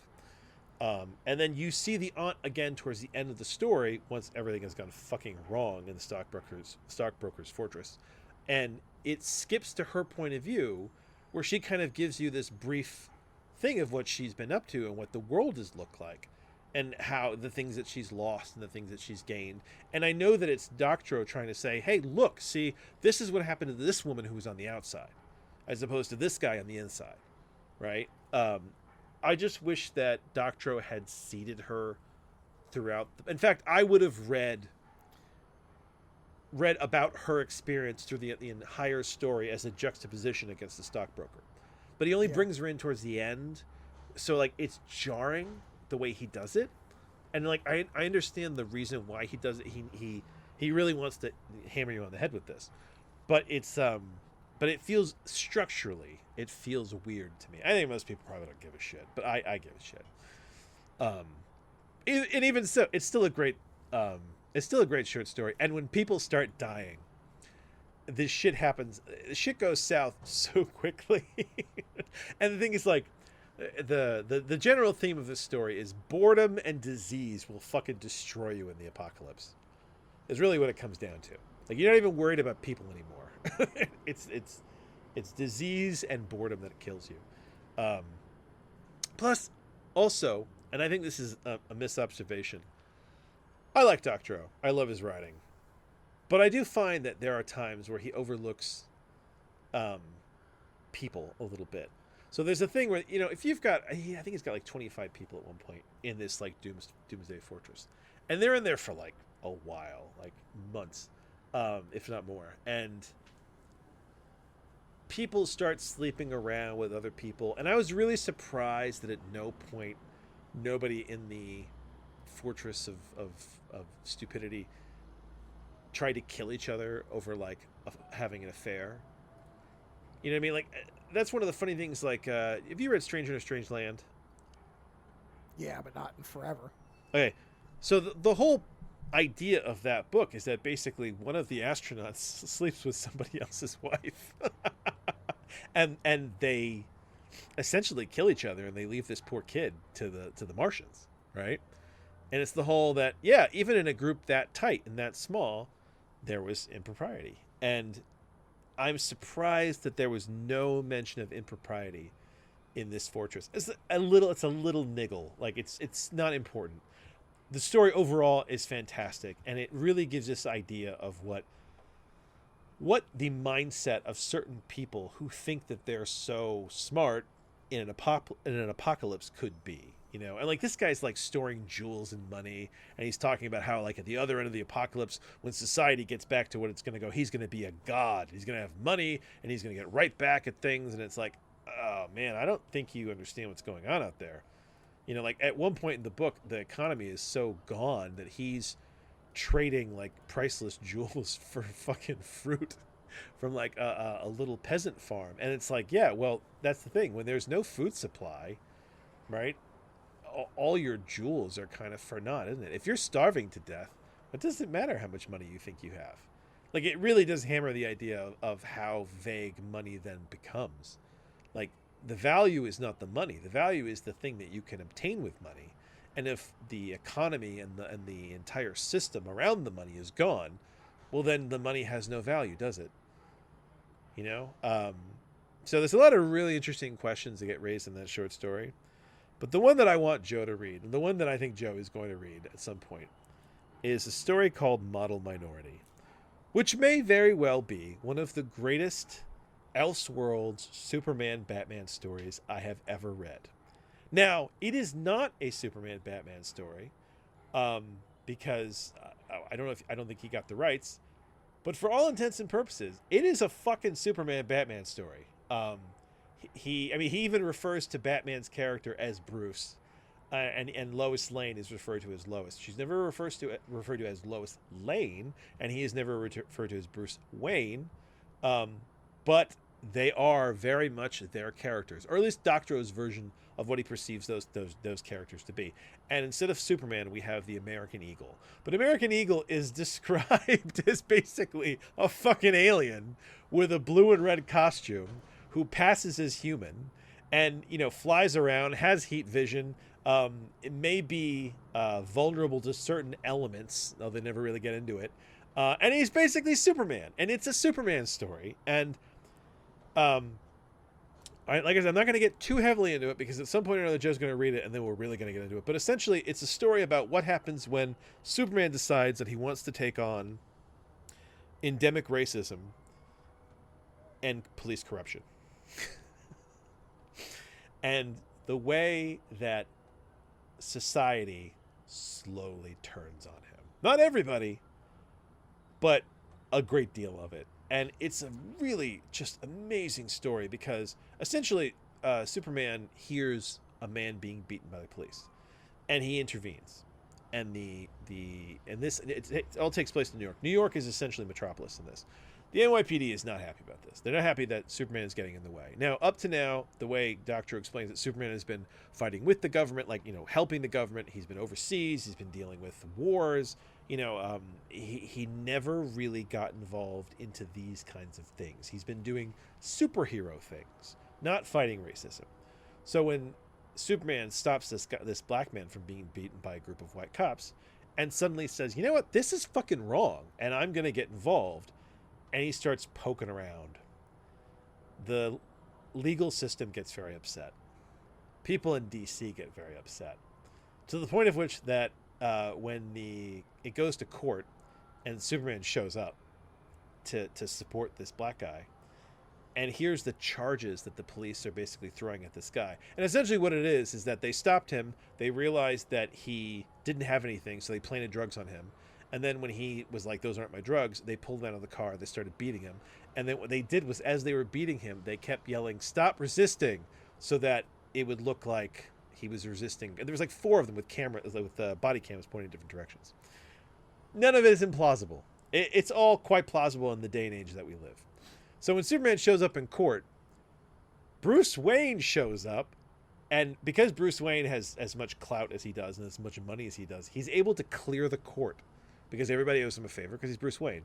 And he sits down there with Superman in privacy and basically says to him, "What the fuck do you think you're doing?" And not in like an angry way, like more kind of in fear for him. Like, "Hey man, there are people who are already scared of you and you are attacking the legal system. You are attacking fundamental aspects of the United States." And the deeper Superman gets into it, the more people start to turn on him. And there are these beautiful lines in this story that are stunning. Where at one point, Batman says to Superman, "Hey, I know you have a lot of superpowers, but these people have them too." He's like, their superpower is convincing other people of things, which is a superpower you don't have. And so as the story goes on and Superman gets more involved and there's riots now, there's kind of race riots, and Superman at one point stops the police from remember kettling, where they would like basically like surround a group and then completely not let them escape. So basically he sees this group being kettled and then they're going to use pain rays on them. And he's sitting there going, "Jesus Christ, we use this against our enemies." He's like, "I never thought that I was going to have to protect New Yorkers from fucking New York." And so Superman steps in the way. And the more involved he gets, the more scared they get of him. The more scared the government gets of him. And suddenly, like, there's all this, like, Fox News shit about how un-American Superman is. And how is he really our enemy? And, why does he get to decide what he thinks is right?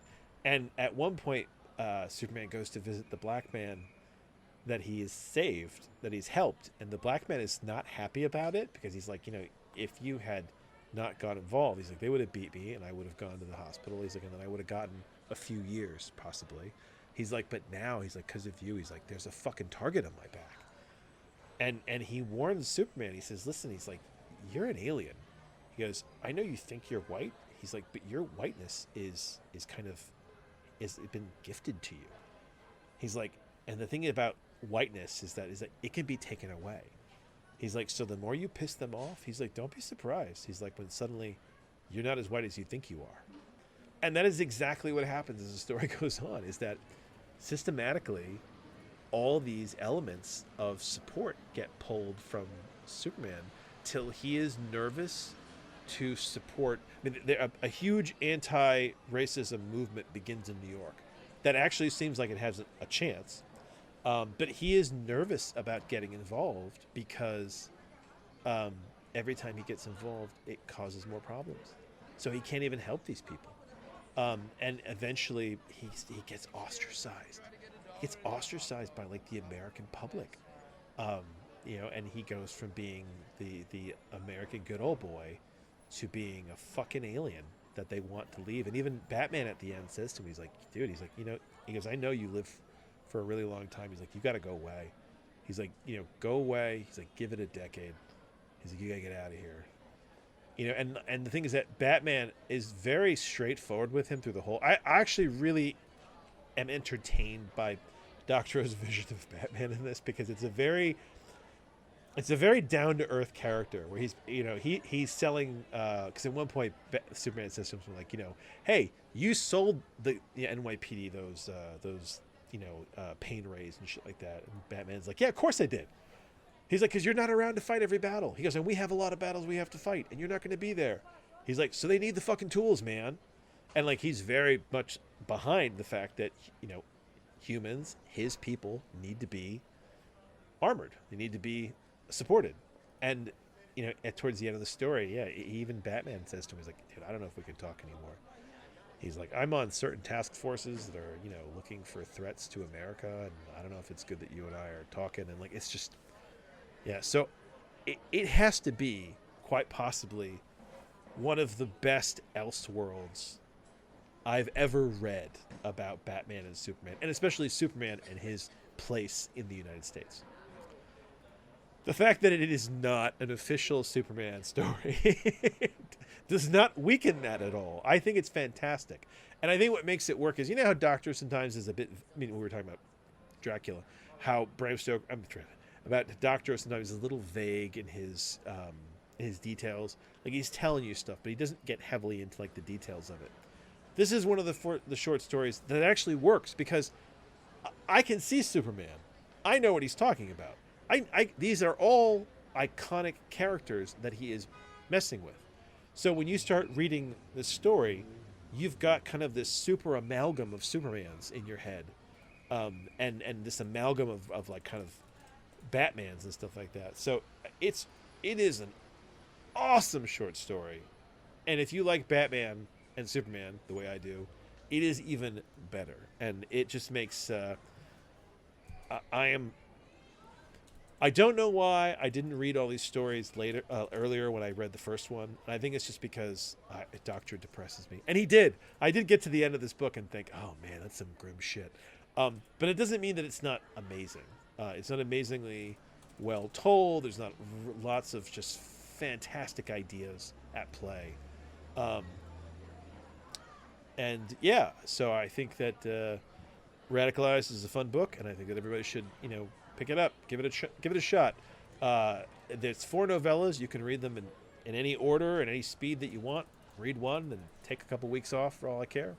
But it is worth reading, especially in this day and age, because a lot of them they're very timely, very, very timely. And I look forward to the day that Joe reads that short story, because I have a feeling that he's going to read it and then have like a totally opposite view of it, which is usually what happens with this stuff. Or not. You may read it and think, yeah, that's a pretty fucking amazing short story. I want it to be a movie. You and I were talking about, like, how do you do a Superman movie? And it's like, yeah, this is because this is what Man of Steel should have been. Yeah, because as it goes on, Batman's like, you think your identity is really secret? He's like, you don't think the NSA has figured out your little fucking, trick? And, like, that's the thing. As the story goes on, it's like Superman realizes that, no, he doesn't have any secrets. And no, they know where Lois Lane is. And he may lose Lois Lane. And, like, all this shit that's just piling up.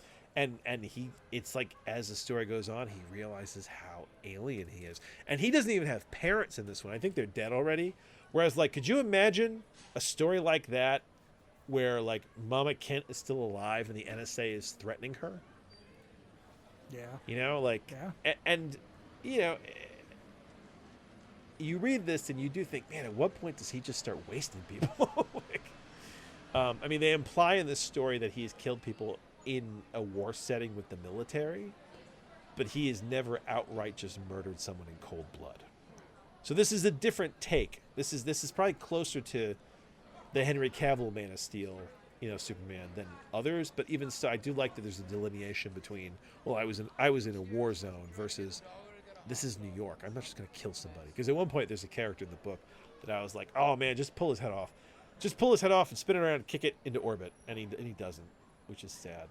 Which I guess says something about me, because if I had Superman abilities, it'd be really hard to restrain myself, don't you think? I mean, if tomorrow you woke up and you were Superman, I mean, how do you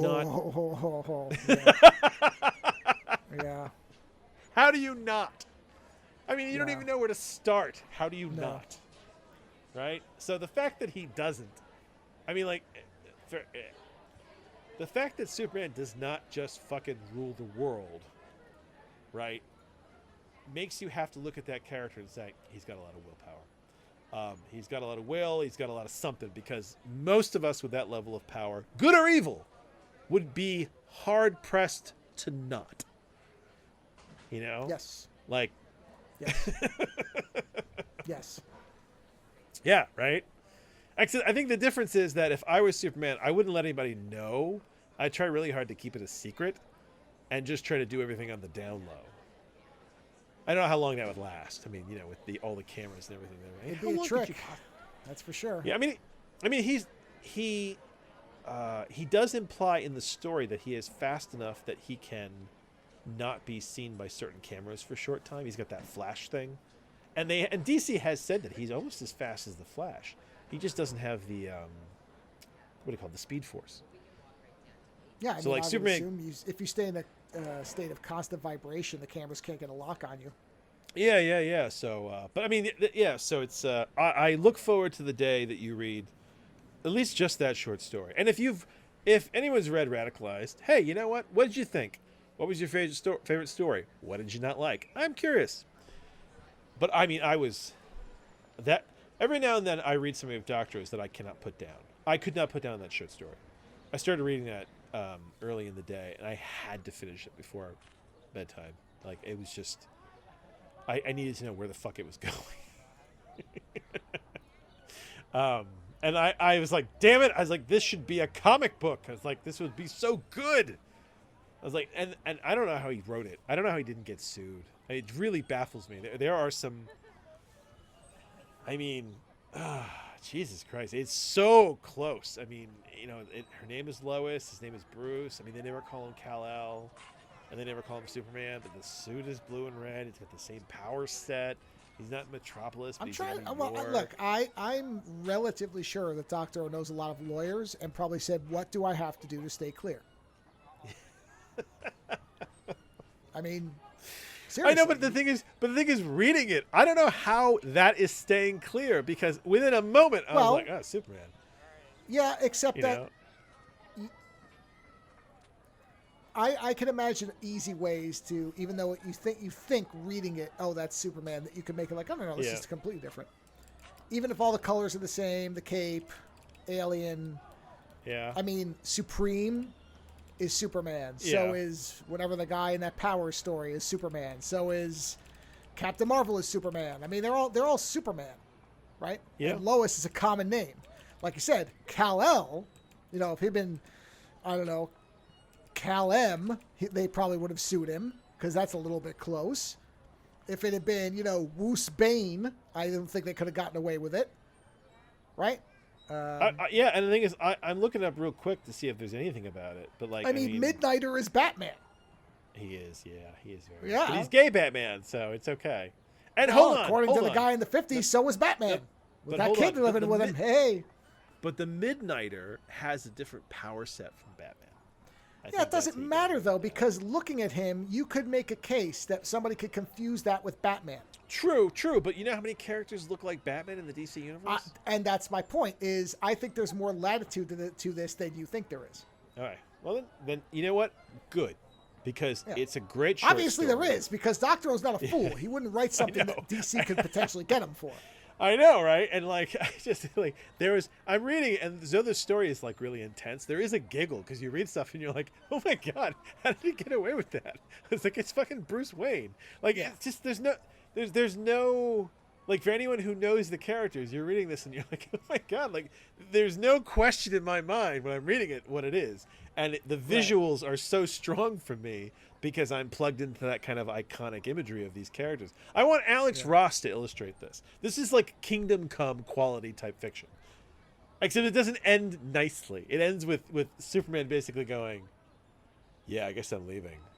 Like that's really what it is. Like,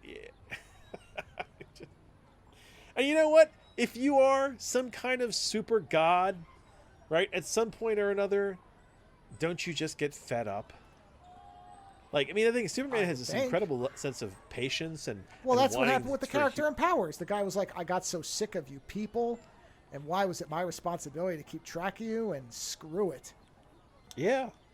I mean, what do you like- call it? Dr. Manhattan was the same thing, too. Yeah. He lost his he humanity. left. The more he began, the longer he stayed Superman, or whatever.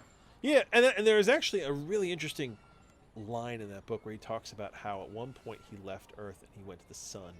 And he lived on the sun for like years.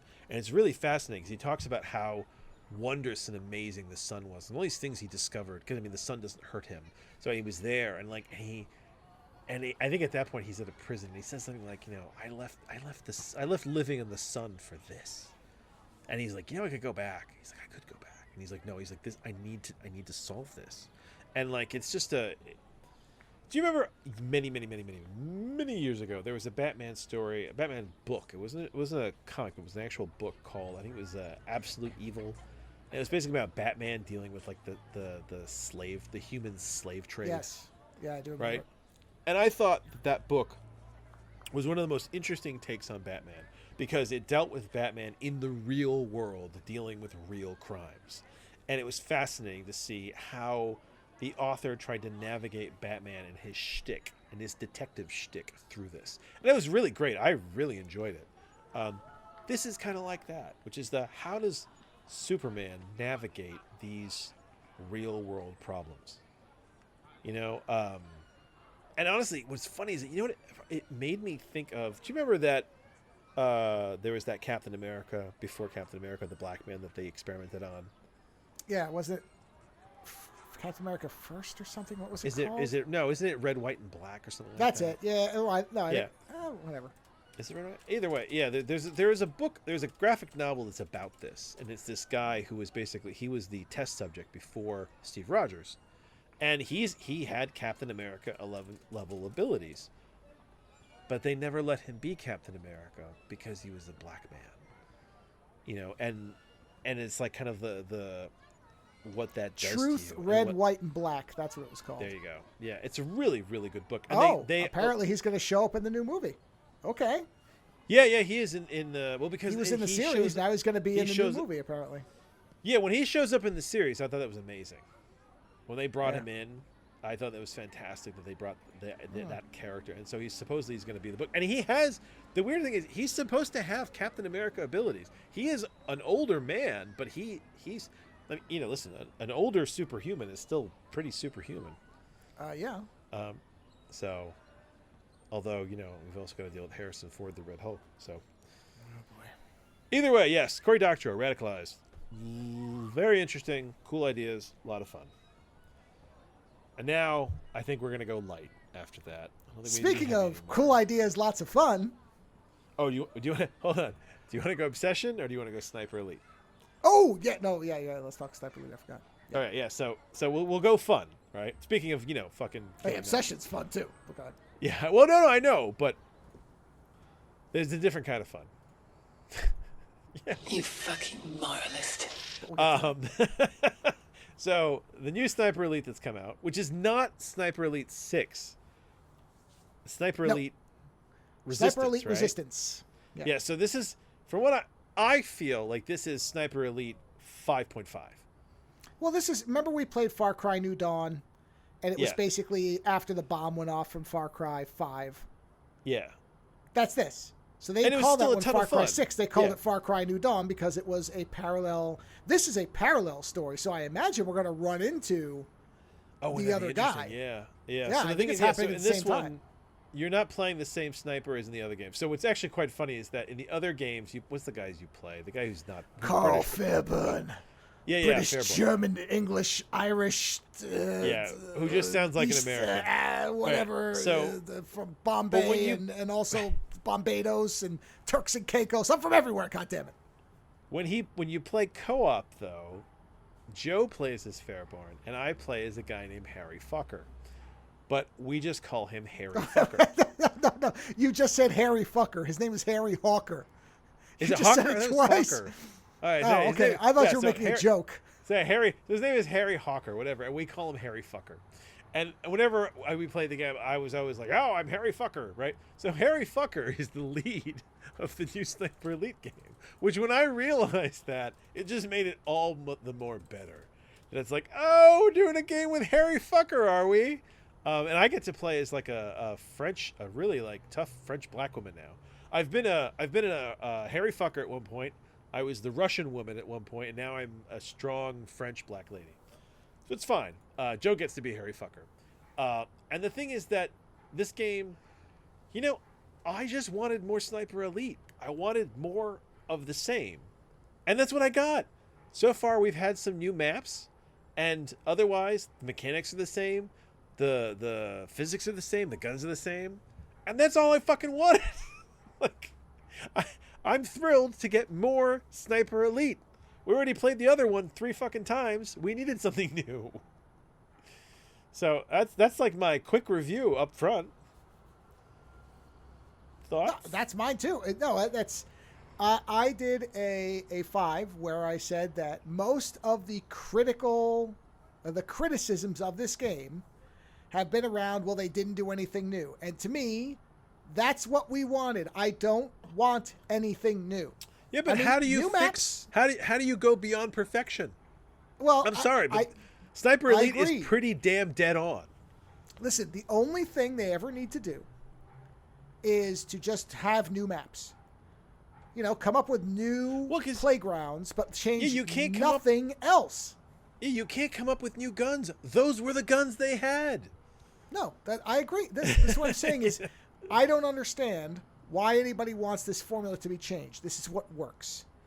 So to me, the only thing that ever needs to change, it's like Far Cry. People complain about Far Cry. Oh, it's the same old thing. I'm like, I don't care.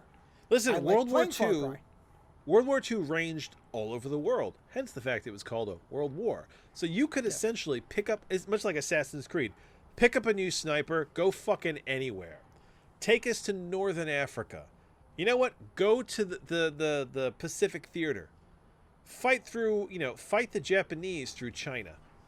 You know, there's so many places you could go with this. Because there were snipers fucking everywhere.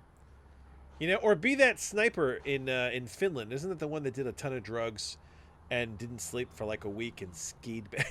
Did you read about that ever? Yeah, something like that. The guy is like, he got separated from his unit and he had essentially all the meth and he just took it all. It was fucking like, and he didn't die. That's the most amazing part of it all, is he didn't die. But either way, I mean, that would be a fun game, wouldn't it? But yeah. I adore the format they have created. The physics are good. The combat is good.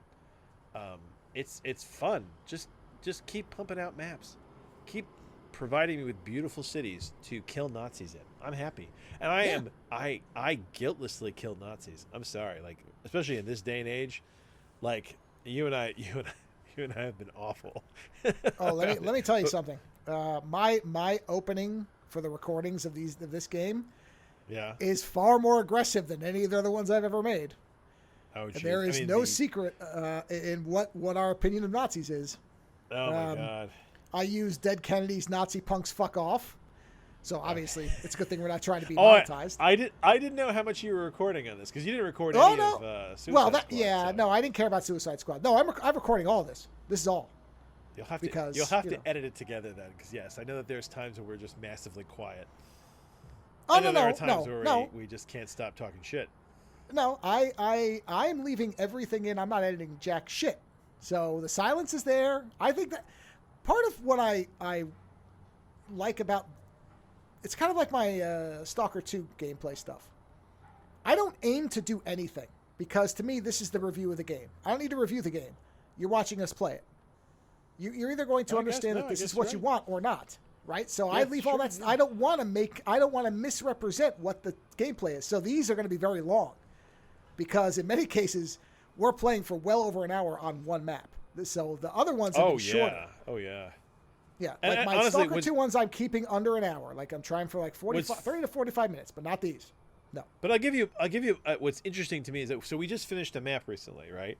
And there was an area in that game where I got pinned down and we had to reset it a few times because I just kept getting spotted. Yep. I had just cornered myself. But we figured it out. We finished that map. We worked it out. Well, we did, but we finished that map, right?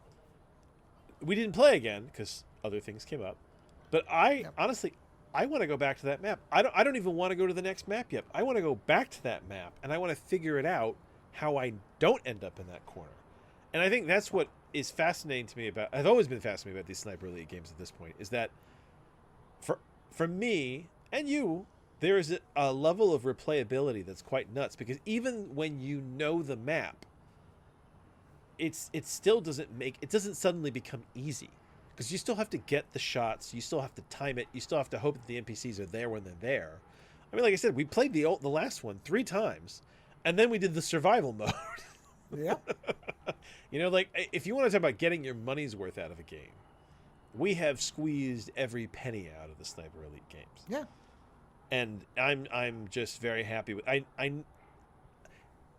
it's because it's a 5.5. Like, it is not a full-ish game. There's a part of me that sits there and says, right, so are you guys going to try to rebuild?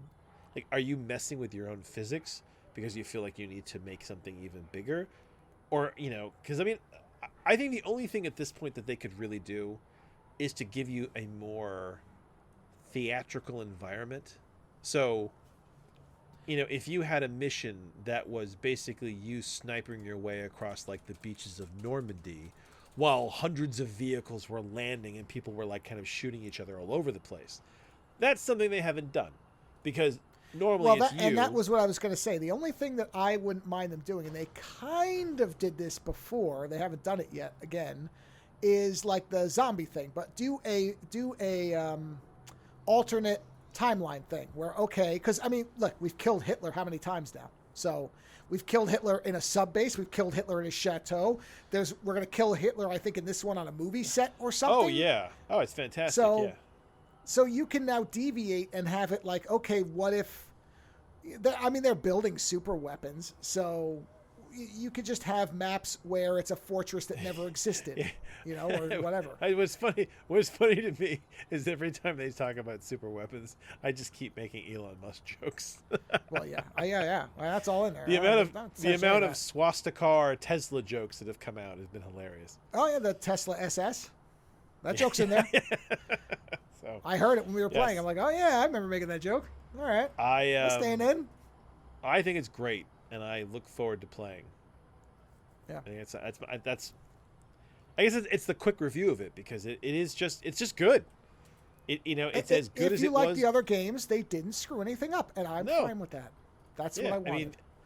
The characters, the actual character models, still aren't great. The city. No, the story is silly as much as I even pay attention to it. But the lighting and the physics, it's fantastic. Yeah. The environment is perfect. Yeah.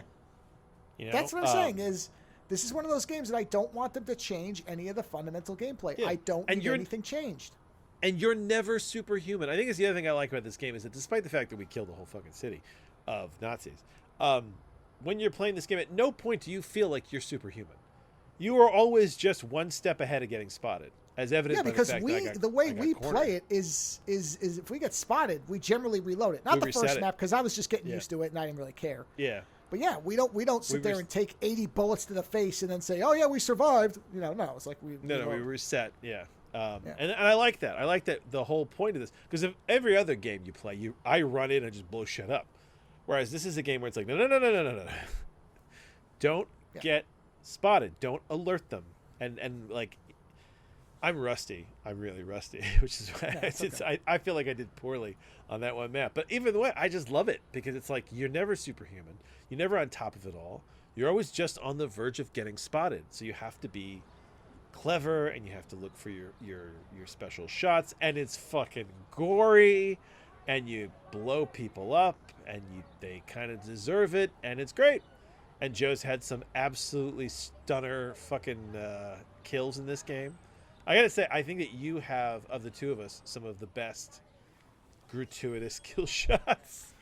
Well, the one that you called the kill of the night opens up. That's my opening thing, and then it's just a montage of us blowing heads off. Was that the super long shot you did that just had that like massive? Oh, it was like. Oh, it was the guy got blown into the door, Jim. You said that's the kill of the night. Oh, his legs hit the fucking door. Yeah, and then it immediately goes into the dead Kennedys, and then all you see is heads just blowing up from each of us, over and over. It goes, Nazi punks, fuck off! And it just then blows up heads, and I'm like, yep, that's fine. They blow up and explode. It's great. Joe and I wouldn't have made it through World War II, because I just think that we would have been destroyed if we'd really been snipers. But I don't think that it's you wonder at your sociopathic tendencies. Do you know what I mean? Mm-hmm. Sometimes you look at games like this and you're like, yeah, it's like, would I have been capable of this in a war setting? You know what? Like, I would have. Like, these people? No. Nazis? There you go. I didn't even think about it. There's no moral equivalence there. I don't want to hear it. Yeah, I think that's the thing, is that in real life, there's a part of me that sits there and says, well, not all German soldiers were Nazis, but they did support the Nazi machine. So, okay, well, I'll say this: I just go into this game. I go into they're Nazis. Not even that. In this game, they're all fucking Nazis. They all know what they're in for, and they're fine blaming a whole group of people for something, even though it makes no sense in following a maniac. Therefore, no force is too much force. No explosion is too gratuitous. No head exploding is over the top. Yeah. So also, I'm having a great I like the time. t-shirts that the company sells for the game. because they're What's that? it's a lot of like they sell shirts. Not that I could, they're Yeah. never my size, but they have kind of those classic, stuff that they paint on the side of a plane type of stuff. For Oh yeah. different things. The the bomber art, girls. the artwork. Yeah. Yeah. Yeah, they have a girl Yeah, on a those are- bomb. the- They have a the- zombie those are- throwing a bomb called the Dead Shot. They have a bird with a helmet saying "homing in" is death from above. So Got it. they get it. So They yeah, get what makes it so yeah, fun. we're early into that. We're gonna play it a few times. Oh, definitely. But honestly, I don't think we have anything else beyond this. And we played the hell out of GTA Online, and then we were just waiting for did. this to come out. And that's the thing. And that was all just I'm waiting. I'm waiting. Well, Yes. that's it. It was a holding ground. Yeah. Yes. Yeah, That's all it somewhere is. in GTA Online, my nightclub is slowly collecting dust because we Yep. have Nazis to kill. I haven't even Yeah. thought about it since this game came out. Well, just now I thought about it. Yeah. But So we'll see. Oh, we'll see what comes after this. I mean, honestly, it'd be nice if they surprised us with a zombie game. sure. Yeah. Because I mean, their zombie games are fun because it turns the whole thing on its head. Because it'd be interesting if they made a zombie game. Because the other zombie one they made, there was really no point to being covert, really, because like things would just sort of hit off, and then all of a sudden you'd have like like. I'd love it if they made another zombie game, and they made it so that you could get across a map being covert and not drawing the attention of like the hordes. You know what I mean? Well, here's something weird. I guess the studio has something to do with 2000 AD because they have a bunch of Judge Dredd stuff on their site too. I saw that. Yeah, I was confused. I don't know why. I just wonder noticed they if- had Judge Death at the bottom of their screen, but Do why? they own the rights to Judge? It says Dredd as a More game? Rebellion. Do they own 2000 AD? Oh shit, that'd be hilarious. They could. More than just games. We opened Rebellion Film Studios. We acquired. Oh, they own it. They bought 2000 AD. No shit. Yep, they sure did. Oh man. Wow. I don't know what the hell they're gonna do with it, but Well, they're making some I'm bitchin' excited to shirts. Let me see. tell you, I like the shirts. My other Oh, dog is a man. genetically engineered killing machine. Yeah, these are good shirts. These are good shirts. Jeez. What did you say? Was that Strontium Dog? I believe so. Yeah. Look. Strontium Yeah. Dog. Yeah, that's an awesome name. Wow, Well, there you go. There's our man. ray of sunshine. Eat plutonium, death, you disgusting alien weirdos. Yep. All right. I am the law. Oh, they just have a shirt. I am the law. There it is. Wow. Jeez, I'll play a Judge Dredd game. That's why I'm sitting here going, what could they do with this property? I mean, you would hope I they'd be mean, looking into it. listen, they're good at doing There it these is. big open maps. Gaze into the fist of dread. Perfect. I mean, come on. You had to get there eventually. Un-American graffiti, and it's Dread dragging a paint graffiti artist away. That's awesome. Wow, these are some good shirts. Too bad they're not available in tall. Man. Yeah. Yeah, you're too tall and I'm too wide. Yeah, that's the problem. thing. That's the bitch of it. Yeah. Well, Yeah, Sniper Elite, great game. Joe came up with an interesting new experience for the two of us. This is all on him now. I do think that us working together is what made it actually work. Well, But yeah, Joe we had did. a great idea. We ran into some technical issues trying to get the Plex Watch Together thing working, and I know there are other ways to do that, so I'm going to look into that. Plex isn't the only one that does it, so I have to see if there's an alternative because apparently that's just a known dreadful experience on the PS5. Which I Yeah, didn't Joe came realize. to me and said, "There's a movie I want us to watch." Now we haven't watched a movie together in a long time. It's been a long time since we watched a movie together. But Joe wanted to see this movie together. So rather than shoot Nazis, which is a big thing that we didn't shoot Nazis that night. Important note, by the way, when we say this, we don't mean that we both watched the same movie. We mean we watched it while on a voice chat together, watching it live. We both had headsets on and we watched it talking Correct. shit about the movie. So it was like we were in a room with each other. I intended to record it, but it was the PS5. That's another reason I need to look for something else. Okay. Because this would have been a great know what? commentary to Listen, capture. It would have, and honestly, maybe it's better that It's better that you didn't, because we would have said something that would have got us in trouble. Because there Oh, was no, a no. lot of very, very rank commentary on this movie. Well, I mean, when you're watching a movie like this, no, actually, I don't think we said anything that would be all that seriously bad. I think we were not saying anything that was inaccurate to what the screen was portraying. Yeah. So, and I just want to, before we get into the movie, I want to note this though. That was kind of the weird thing. So, Joe, the Plex wasn't working for me, and we were actually about to give up. And I said to Joe, I was about to send you my digital file of the movie that I'd ripped. Yeah, and then Joe was like, I said, isn't there a copy on YouTube? Because usually there's copies of these movies. And you were like, no, I can't find it. And I went and started doing alternate name searches using different parts of the title of the movie along with names of different actors. And I found a copy. So, and in fairness, I didn't look that hard because I bought the box set, so I really didn't have to yeah, look. exactly. But there was a copy on YouTube. And I want to just mention this briefly because this movie is fucking like, this is, what was the rating on this, you think? Oh God! It's probably hard R at least. It would have to be a hard R if it wasn't unrated.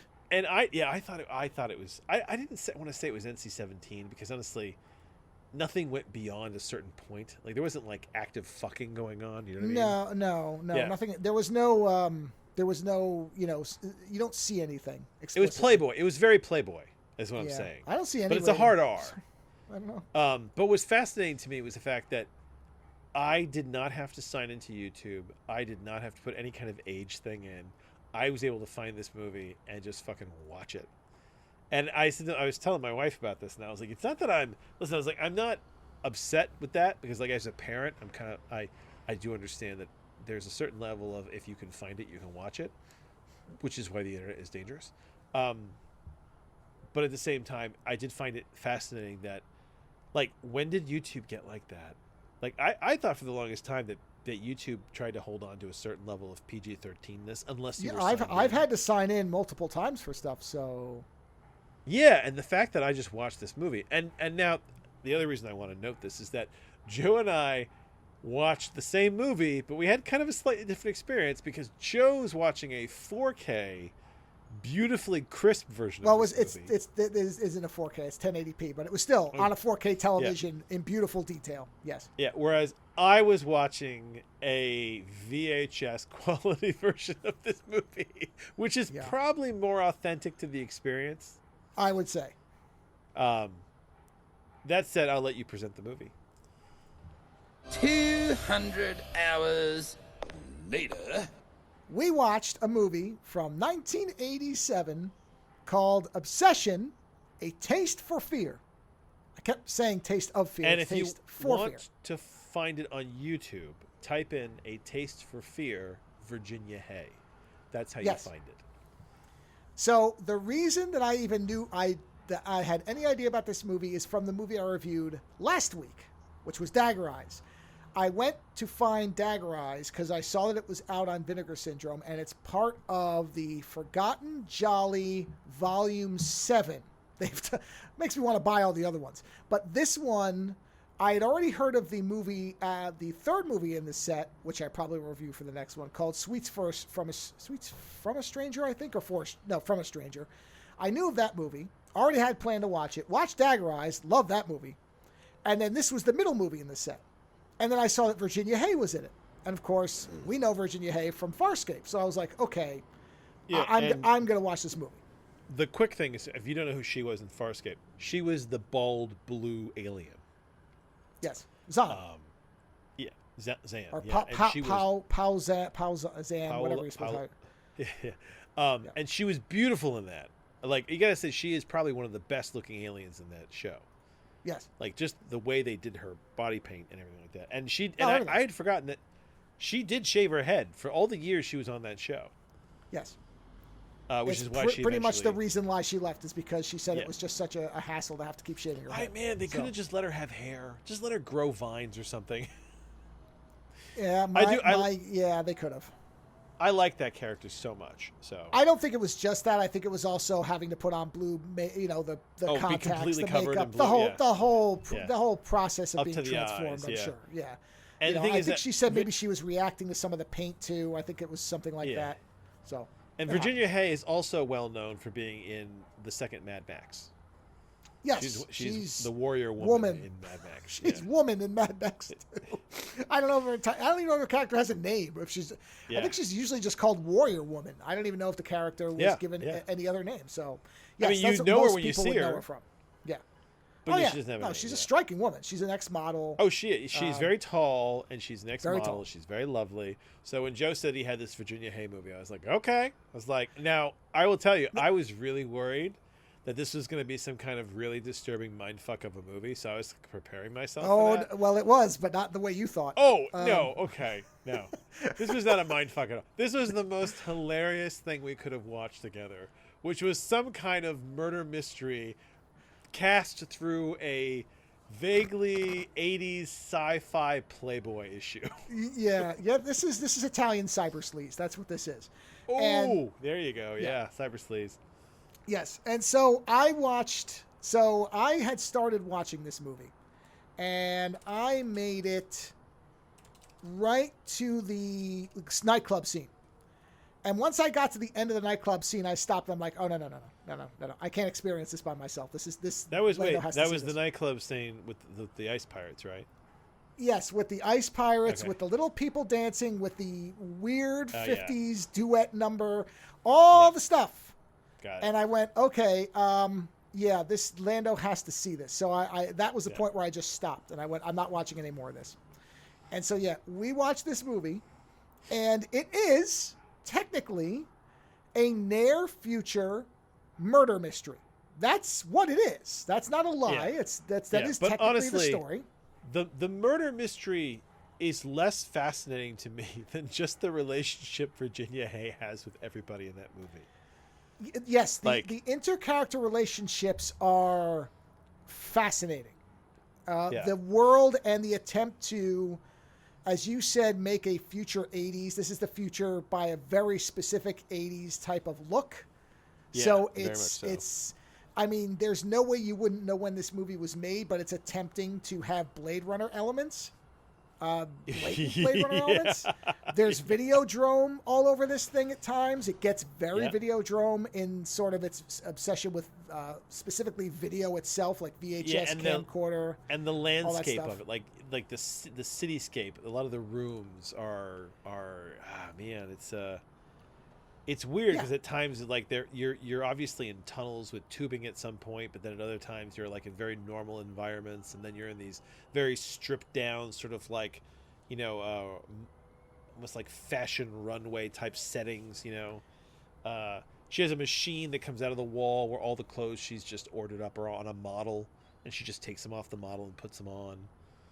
And there's attempts at Photoshop, like early Photoshop. Yes. Yeah, photo compositing in a hilarious way because it's so restricted by the technology. But so the movie starts out, and we immediately just get full frontal female nudity with a gun and, eroticism, and we find out that she's a photographer. And, at first I'm like, okay, I know what this is because it's an Italian film. She's an erotic art photographer. Yeah, very very aggressive and anti everybody. Yeah. She's mean. I don't know how likable she is in this movie. You are interested and entertained, but she's a bitch to like everybody. Yeah, she's very focused on what is serving her photography needs, and everything else is to the exclusion of it. Well, her own desire is essentially what it is. Well, she lets everybody have fun with that. I mean, nobody seems to be having a bad time there. So that part, she seems to be, she seems to be very open and accessible to whoever when it comes to bedroom stuff. Yes, but as long as it feeds her desire. Correct. So movie starts out, and she's doing this futuristic photography with, early Photoshop compositing, this type of thing. With and she beautiful bodybuilder. Well, the bodybuilder doesn't come in yet. So she starts out, and all we know of is she has an assistant who clearly is pining for her, a female assistant, who is obviously everybody's in love with her. Pining for her, isn't it? Everybody in this movie. Well, except the cop. Except for the cop, which we'll get into him later. Everybody wants to either has had or wants to have her. Yes, but so I'm just laying it out so people get where, because my interest in this movie went from, oh, okay, this is fun, to, oh, wait a minute, what is this? Pretty quickly, because we get this thing, she's doing this photo shoot. There's, like I said, the female assistant who is clearly into her, who she treats like utter shit. And then we have the male tech guy. Those are some awkward scenes, the shit she does to the assistant. Boy, are they. Yes. And then we have the guy who works the kind of computer center, and he's the one who's kind of directing everything from behind. Well, not directing, but he's managing all the different feeds, all these different TV sets. He's doing the compositing work. He's the main tech bro. Yeah. Right. And so, we get an idea. And that's what I mean about, you see this kind of 80s futuristic thing, and they're shooting with models. And at which point we realized that Virginia Hay would have made the most incredible Molly. Oh, definitely. Yeah. There's certain looks in here that are right out of Neuromancer. Absolutely. I mean, at one point, and there's also, what were those weird sunglasses that one person has at one point that almost look like the pin. Yeah, Kim's the character. The black girl they put some kind of like filter over them to almost look like TVs. Yes, it's and really then you never see them again. No, you see them in maybe 2 scenes and then they're gone, which is a shame because I said, oh, I'd wear glasses like that. I wonder if it was an effect that was hard for them to do. Could be. I don't know. It was something. So yeah, it starts out, we have these 2 people, and like I said, we immediately see that Virginia Hay treats the assistant like garbage. She makes her come in and scrub her back while wearing her clothes in the shower for some reason. And then she gets a call from her ex-boyfriend, who is basically James Woods from Videodrome. Her ex-husband. Or sorry, ex-husband, yes. Who is clearly supposed to be James Woods' Videodrome type, where he makes artistic porn with bondage, as we'll find out later. And so he calls her, says, hey, I want you to come to this party tonight, and she agrees to. And then we get the first of a couple of voiceovers from her, which are very, very kind of film noir.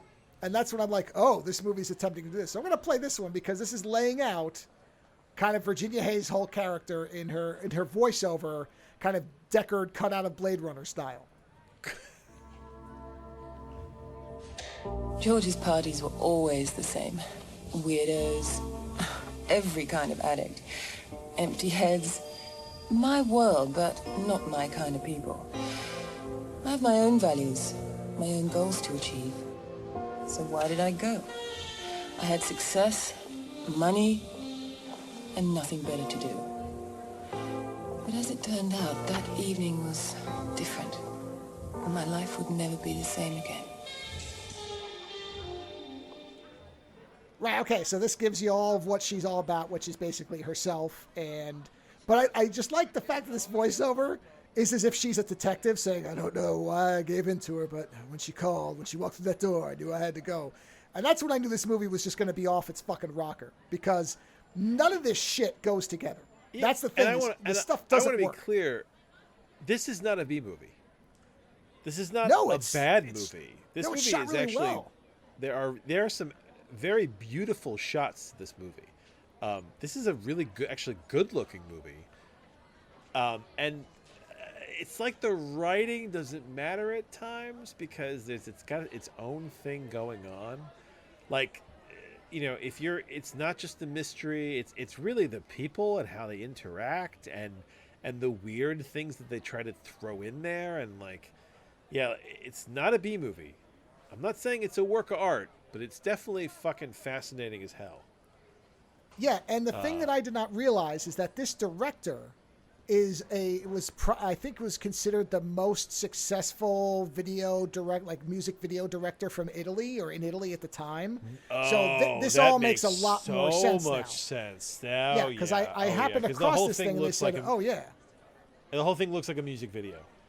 Like a Duran Duran music video with nudity. Yes, and that's the thing is, so this is apparently the only movie this guy ever made, which I didn't realize either. But that's apparently that's why there's so much of this video stuff and the way the music is used, because there's really good music in this movie. And then there's lots of scenes that are set around the music. Well, you got Grace Jones to perform one of the original tracks of the movie. Right, exactly. Yeah.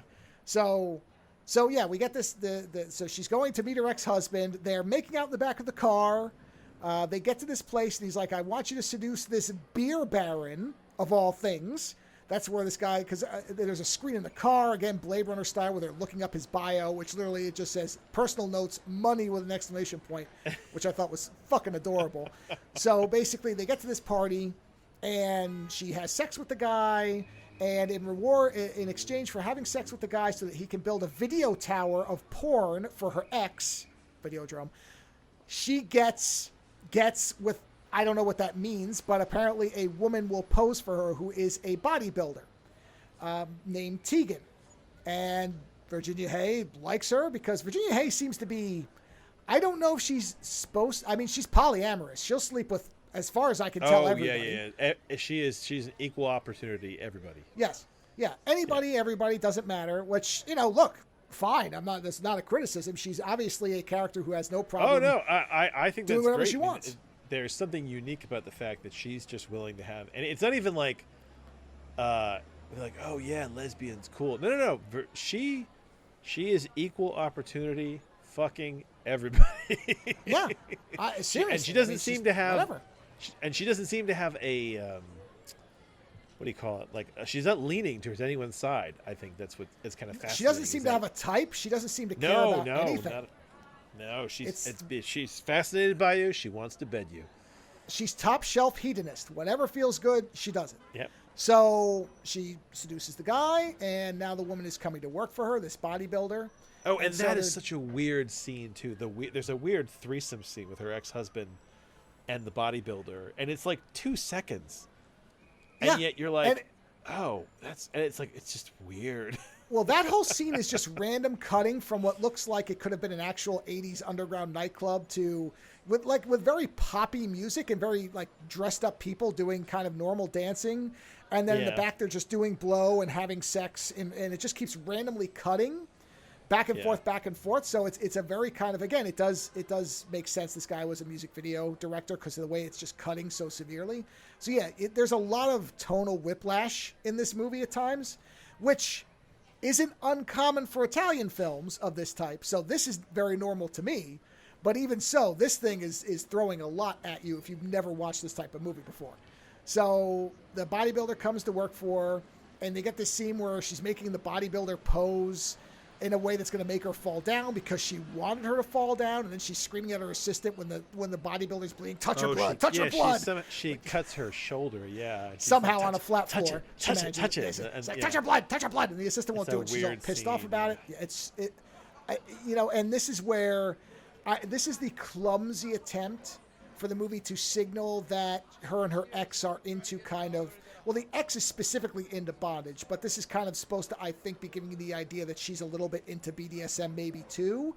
But the movie's very clumsy about it because, like you said... it's very clumsy. Because I don't ever get the sense that she is. I think, if anything, she's into more of a... She has a... She wants to be in power. She wants to be in authority. She wants to be the one in control. Well, and there are aspects of that in BDSM depending on what you're doing. Yeah. So it's not completely separated, but I think the idea is you're supposed to understand that it isn't just her ex who's into this, that she had some, because we get this thing later where she's like the cops saying, okay, nobody's ever told you no. Like there's all this stuff that they're kind of throwing around. Yeah. Not elegantly. And honestly, this is not the place for elegance. I don't really like the cop character that much. He feels pretty generic, but the way they use him with Virginia Hay is so perfect. Yeah. Yes. So we'll get to that. Go on. Yeah. Again, these movies are not known for their elegant writing. So you're going to get that no matter what. So this bodybuilder's working for her, and then, we see her ex is like filming bondage videos, and then the bodybuilder is at home with her girlfriend, who will come into play later, the one with the cool glasses. And she gets a call from somebody to do a bondage porno video. So she agrees to do it. And then the next day, she's supposed to show up at a shoot where very in-shape guys and girls are being airbrushed in extreme close-up. They almost get a goddamn colonoscopy with the camera at times. But you're going to see a lot of bodies. Hold on. We haven't got to the single greatest shot in this movie. Well, that hasn't happened yet. We're not there yet. But even early on, you're just getting a lot of close-ups of a lot of body parts. So you're going to see a lot of different people. So they're waiting for the bodybuilder to show up, and she's not showing up. And Virginia Hay, gets very upset and kind of throws a fit about it, but says, "Okay, fine, we'll go on without her." And she makes her assistant step in and kind of do all the posing and stuff. And then the assistant Virginia doesn't want to Hay- wear the outfit either. No, Like no, her the assistant's not happy about it, but she does it.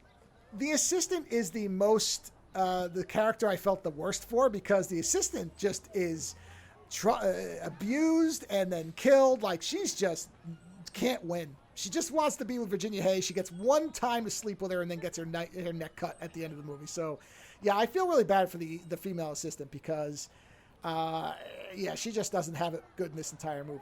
So then we see Virginia Hay drive a future car.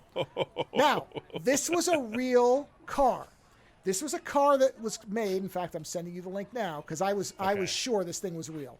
So now it was a concept car, but they meant to. This was proposed as a real car, as a synthesis between a motorcycle and a car. So if you look, the Makimoto. it's called the Makimoto. And it was presented at a motor show in 1986. It's based on it's very similar to the Golf GTI of the time. And it was meant to seat potentially 9 people.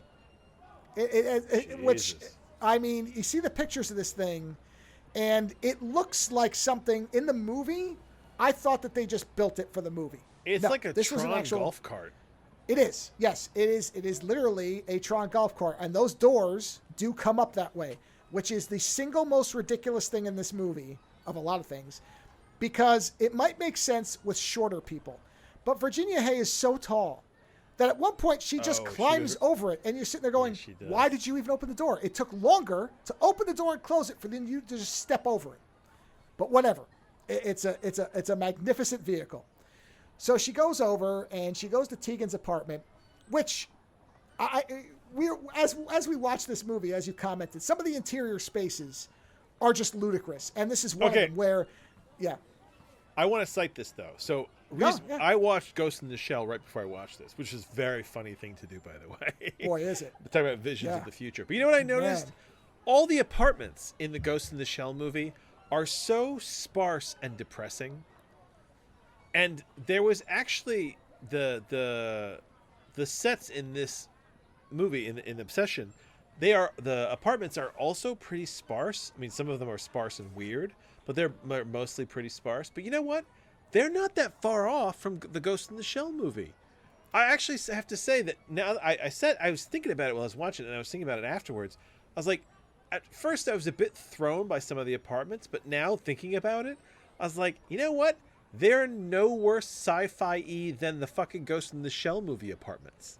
Yeah, well, and that's what I think they were. That's where I think this movie's trying to be cyberpunk. They're trying to get that except for the one with the one with the really crazy lighting that both of us were like, I don't know if you'd really live there, but it's fucking cool. What did you say? You said if I was a single man, a younger single, the guy man, who's had like half his apartment had water under it, and I'm like, okay, if I was single and 18, I'd probably live there, but I'd never do that as an actual functioning adult. Yeah, that's the ex-husband's place where he's filming the girl, and there's these bamboo ramps over water and just TVs everywhere and no good lighting, and it just looks like, I can't imagine that would be a very well air-conditioned space. Yeah, it looks, and it probably would be a miserable place for humidity with all the water, but looking at it... It looks moist. It looks moist. It does. A lot of things look moist in this movie, but yeah, that's one of them. So yes, so she goes over to talk to the ex, and... we get a little bit of banter between the two of them, which I captured here because it's great. And they're not even doing double entendre. They're just basically outright saying what's going on here. Why I went to find Tegan, I'll never know. It wasn't my style, and I should have realized it was a mistake. A mistake that was to forge another link in a perverse chain of murder.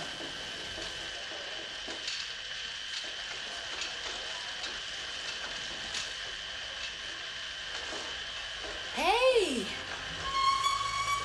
You must be the famous Diane. I was looking for Tegan. She slept out. Hasn't come home yet. Not too cool, standing you up. Want some? Listen, do you have any idea at all where she went? She had a gig last night. I don't know what it was. She never tells me anything. You know, she thinks I'm competition. She only mentioned you to brag about it. She was really excited about posing for you. Well, she's not going to anymore. I don't like people who come late.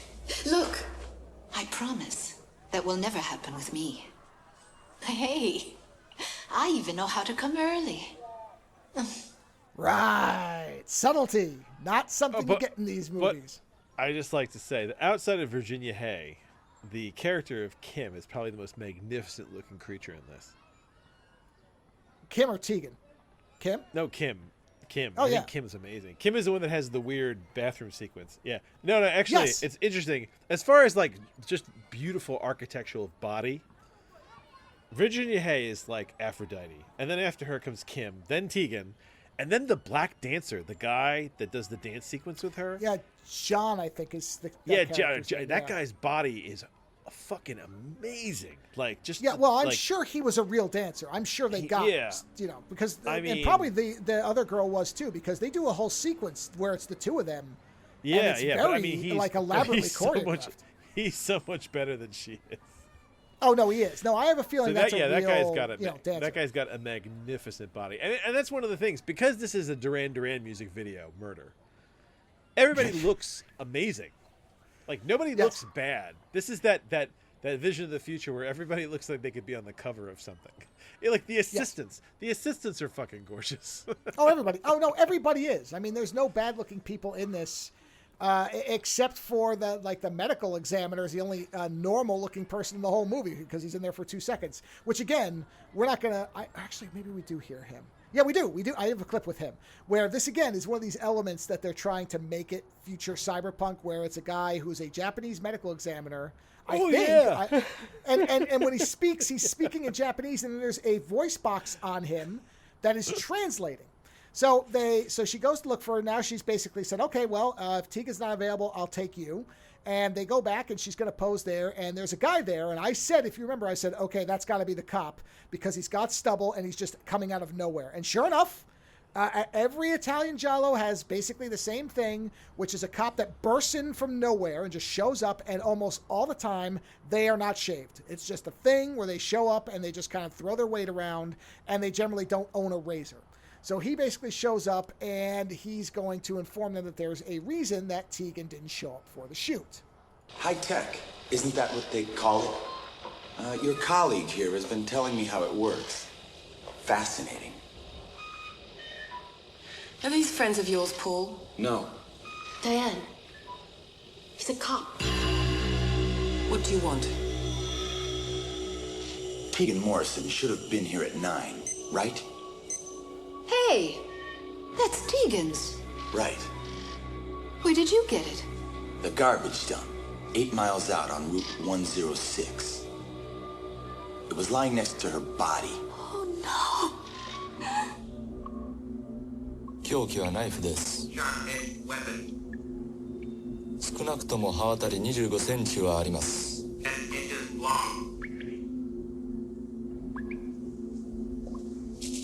Is that her? Yes. 死ねば何でも片付くもんです。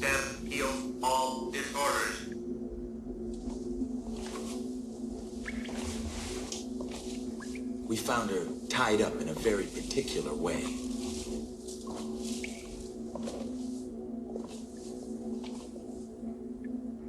Bondage is what they call it. Those knots are the only lead we have. They completely immobilize the victim. Do they ring a bell? What?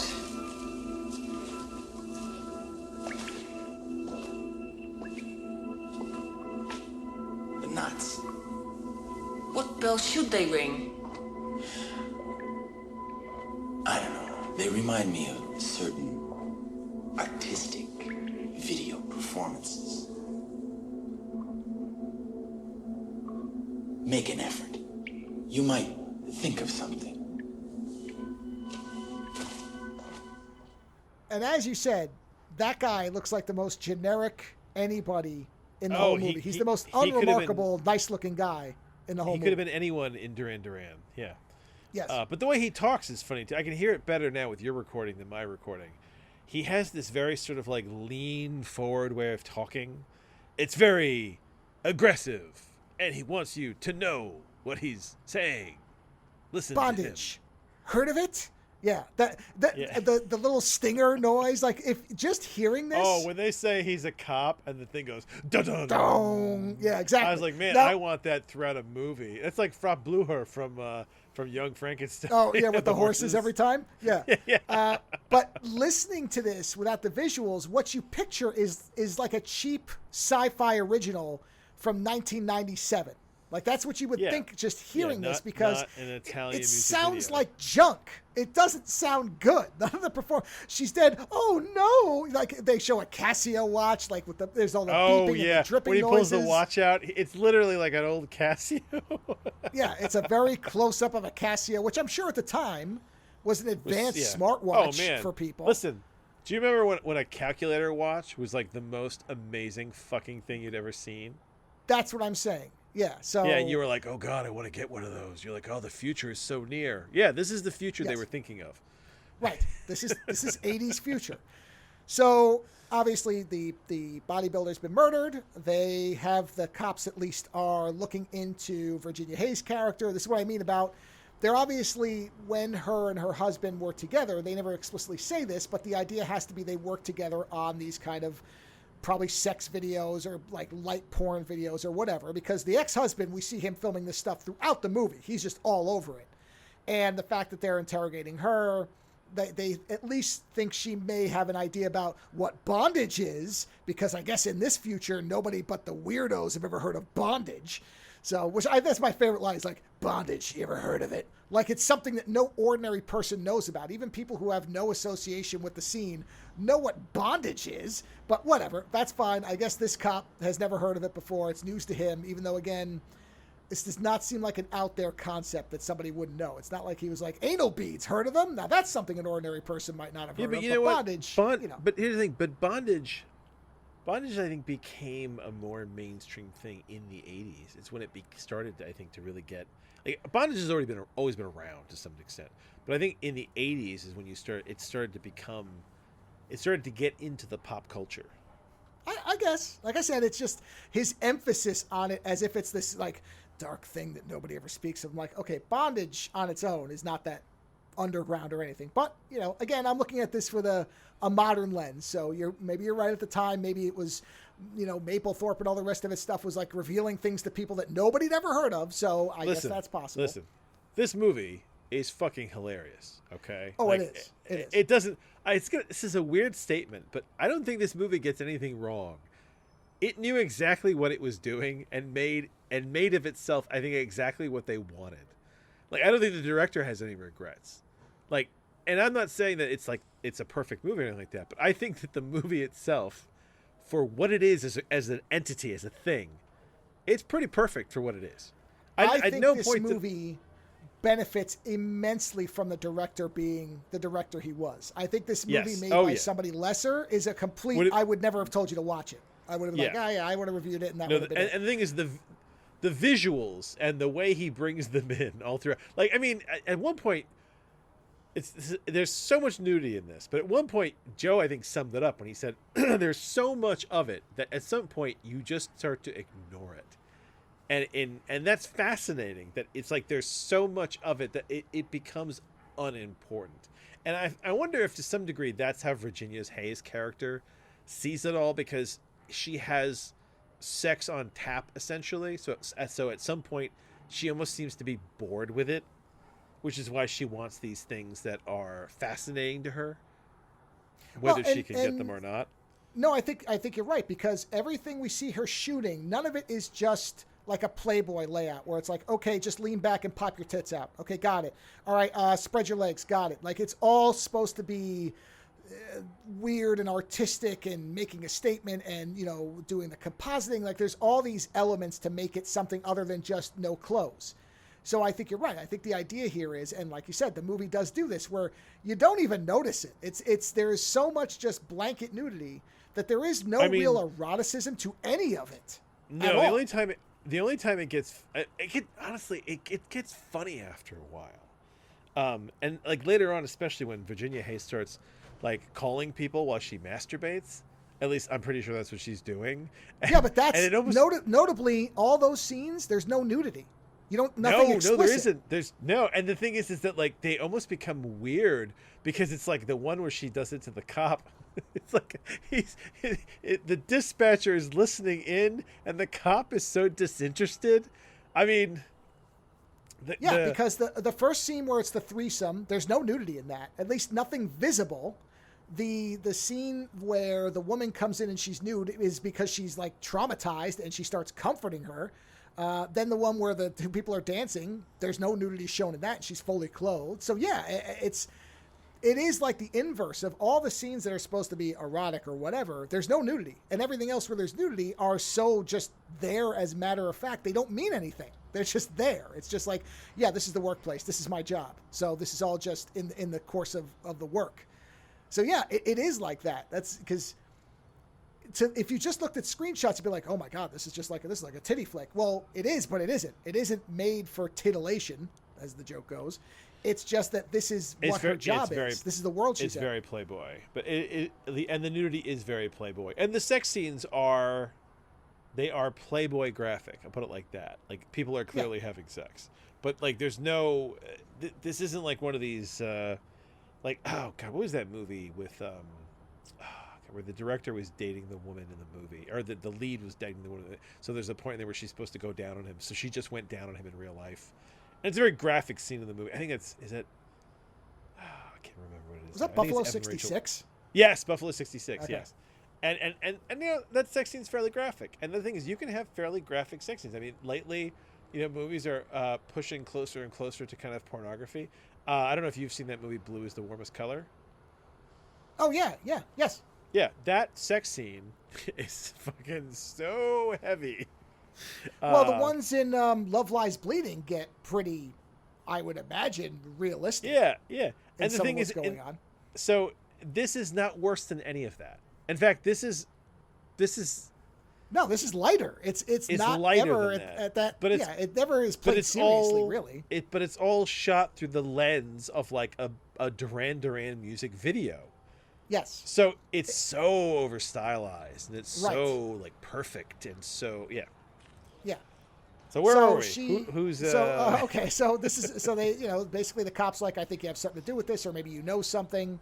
Here's my card. So she goes to her ex-husband and says, hey, you better watch out because they know about our history together and they're going to come around. And of course the cop shows up and immediately is like, so know anything about this? I'm going to be on you like shit on rice, like what on rice, buddy? Like a fly on shit. You know, the typical cop thing. I love shit on rice. That's awesome. I think we should use that. Yeah. So I'm going to be on you like shit on rice. Yeah. Like shit. Well, a cop in this movie would probably say it too. But so the next day they're doing the shoot, and that's where Kim's got the video glasses on, and Virginia Hayes like, all right, I want to try to get to the bottom of this. I want to find out what happened to Tegan. And her video tech guy. In the middle of the shoot, though, don't they call him to come see the body? Well, that was the previous scene. Yes, that was where. Oh yeah, with the Japanese guy. Yeah. Yes, exactly. That was where they see the body. And the thing is, it's important to note that they have the body and they have it under this like weird, almost rubber wax sheet that creates a very specific rubbery saran wrap or something. Yeah, it's a very specific look. Yeah, and then the next day they're doing a shoot where she's got the Kim under this like cheesecloth and she's spraying it, and suddenly she puts together that looks the same. Because at first you thought she was trying to emulate it, and then she reacts like, "Oh no!" and she puts the association. Oh shit! Yeah. She gets very upset. She's like, "Oh my god! I just made it look like that." Yeah.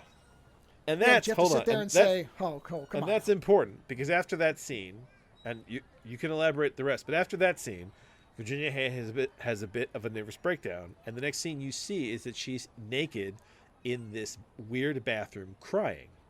At which point, a woman walks in. Now Joe is totally sure this was a fucking dream, and I wasn't sure either because the woman comes in, she's bald, and it looks like Kim, except Kim has a huge afro. At which point we realize that was a wig, and Kim comes in totally naked. So is Virginia Hayes, and she starts to like put her hands on Virginia Hayes' throat.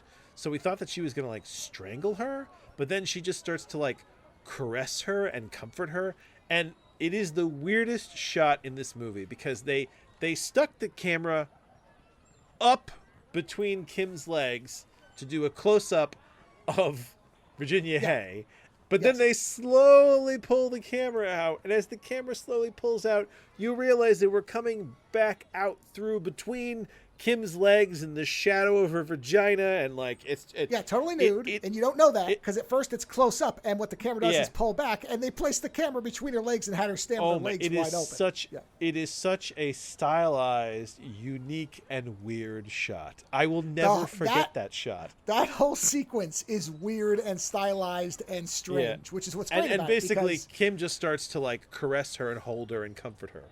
And like it's not sexy, like they're naked, but like Virginia Hay is crying and she's trying to comfort her, and that's the thing, like it's really weird the way nudity is applied in this.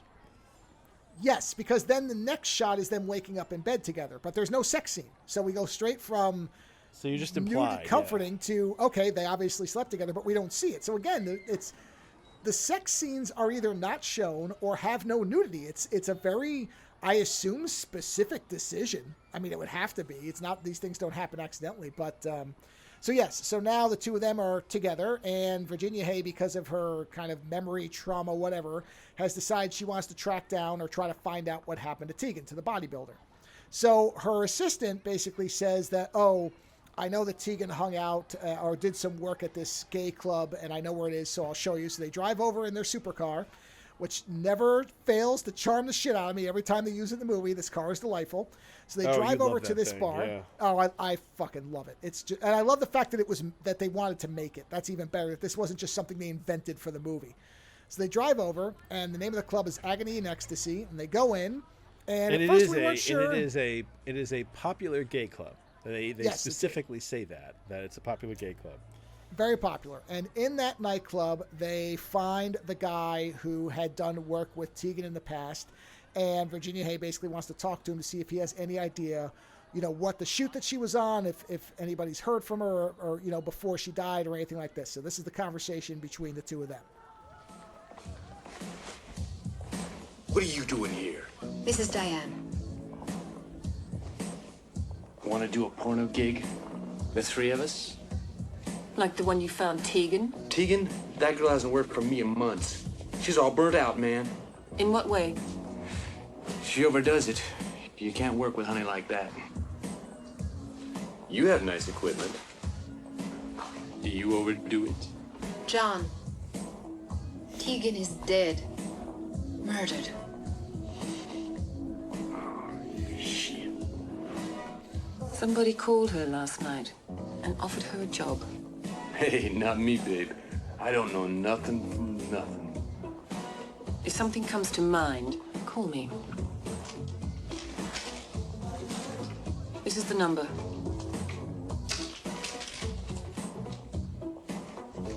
Look, sister, I told you I haven't seen her in months. I'll pay for information. I I have to say that when you listen to the dialogue, separate from the movie, right, it does feel somewhat stunted. But at the same time, with the music in the background and knowing the visuals that you would eventually get, I didn't realize that was a music video director. But ever since you said that, it all makes so much sense. Like every aspect of it, it does feel like this incredible, like it feels like this incredible music video.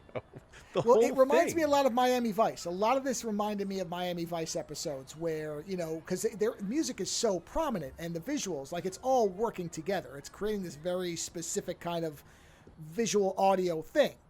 So yeah, there is obviously a vision going on here. This is not just random. Yeah, so that's the thing, is like this is the marriage of the kind of traditional giallo murder mystery, because you remember I called the murderer early because I'm like, this is who it's got to be, because this is what it always is. I mean, yeah. So I thought it was somebody else, and then Joe is like, no, you don't know these movies, and he filled me in, and he was correct. Joe knew who it was long before I did. Yeah, because these movies will throw you at least two obvious suspects. And then it will always, with Italian ones, it's almost always a random character who you haven't seen in like 30 to 40 minutes, so that you kind of forgot about them, especially when they're throwing this much stuff at you. You will forget stuff like this. And then suddenly this person comes out of nowhere and they're the killer. That's just how it usually works. They may have an accomplice that's one of the people you suspected, but it's almost never that the killer is the person you would think it is. It's always red herring stuff. So basically now she says, all right, if you find anything out, I'll give you money.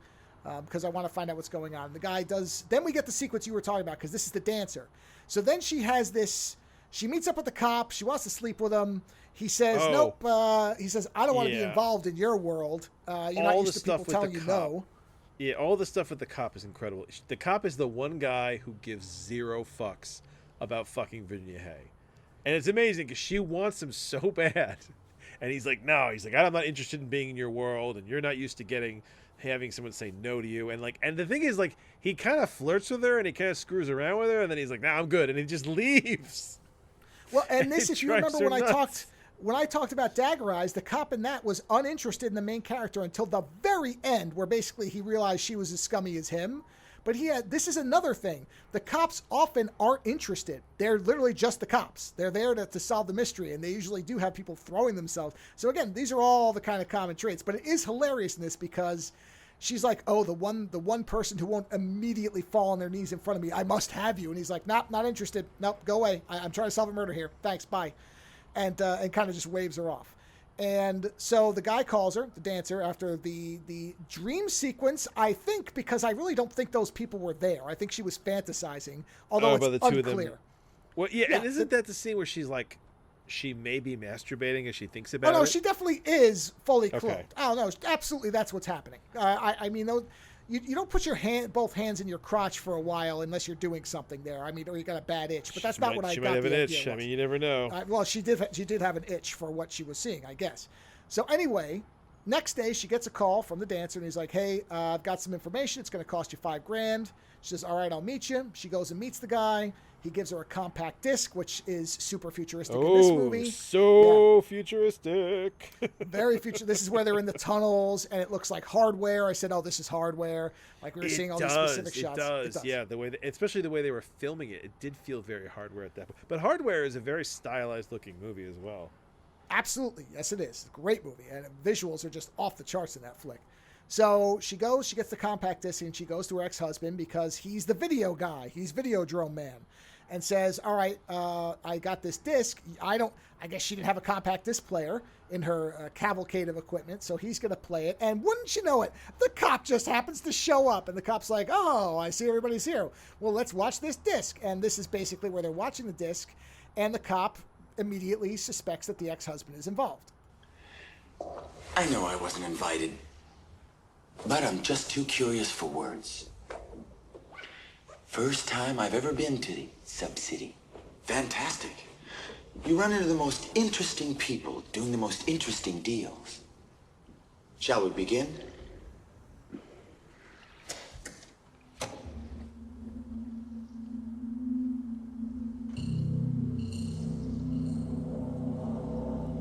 What a thoughtful dedication. No graphics.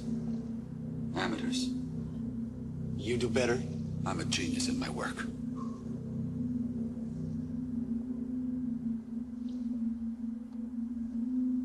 Speed it up. Let's see the end. We saw how it ends.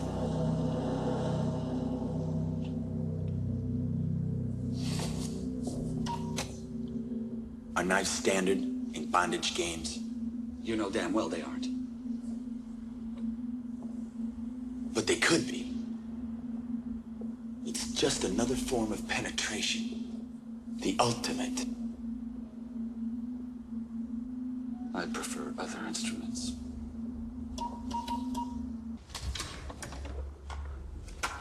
What are you trying to pin on me? You're the bondage expert. And you also have the video disc equipment. I have nothing to do with this. But you're the natural suspect. Right. So what they're saying is they think he did it. That's what the cop is saying. And so that's what, all the evidence does seem to point at him.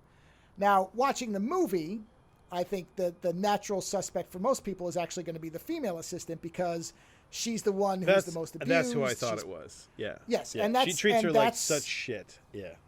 And we do see shots where somebody's watching them and they appear to have dark hair. So it is trying to make you think it's her. That's the goal, is that the obvious real suspect is the assistant, who is clearly obviously in love with her.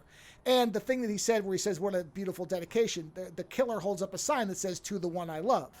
So all of this does point to, okay, it's the female assistant. It would make sense. So then we have a ridiculous scene where, again, Virginia Hay tries to get the cop to sleep with her. Again, he says no. He's like, just call me at work. So she's, again, as you said, masturbating on the bed, calls him, and is like, oh, I need you, I need you. And he's like, call me later, baby. Joe goes, why is she calling him? Like, why did he give her the number? Did he want her to masturbate? And I'm like, no, dude. It's like, he gave her his number in case there was a fucking emergency. She's the one that decided to call him masturbating. Like, well, no, there was an emergency, and the emergency was she had to get off right away, and so she called him. The dispatcher's listening in on it, and then like, that's the best part. Yeah, he hangs up, and I'm like, I wonder if the dispatcher's like, well, I can pick up where he left off because he starts you're laughing. He starts laughing, and he just hangs up on her. Yeah, that's it. Right. So, I mean, listen, the cop is so generic, but that is one aspect that makes him so funny, that he has just no interest. It's like he's dealing with like an adolescent. It's like an older woman dealing with an adolescent boy who has a hard-on for her. Yeah, or if you saw Twin Peaks, which I know you haven't, but if you'd seen Twin Peaks, the way that Agent Cooper deals with Audrey Horne, where she's clearly into him, and he's like, no, this can't happen. And he's like, I'm a cop, plus you're too young. I mean, the age thing isn't here, but it's that same thing where he's like, no, it's not what we're doing here. You can do whatever you want, but we're never going to consummate this thing. And that's kind of the game that they're playing. So next day she wakes up, topless in bed, of course, because Italian film, in Rocky Boxers, as I called them. And she gets a call. Yeah, real sloppy boxers for a movie like this. Yeah, I was like, wow, this is casual wear for this particular person. And then she gets a phone call and with her assistant there from the guy who sold her the disc the first time, saying that he has new information and, importantly, that he thinks he can identify the killer. Valerie.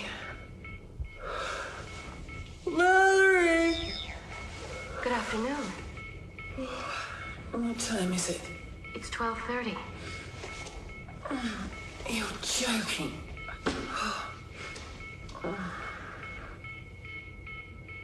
For God's sake, why didn't you wake me up? No point. Kim's not here yet. Did she call? No. And she doesn't answer at home either. Oh, God, no. Please.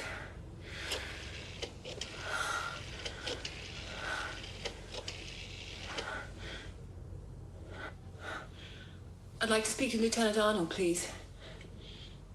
It's urgent. I'll wait. We just can't live without the lieutenant now, can we? Yeah? Now, Kim hasn't shown up. Look, it may be nothing, but I'm worried. Okay. Calm down and stay where you are. I'll be there in 15 minutes.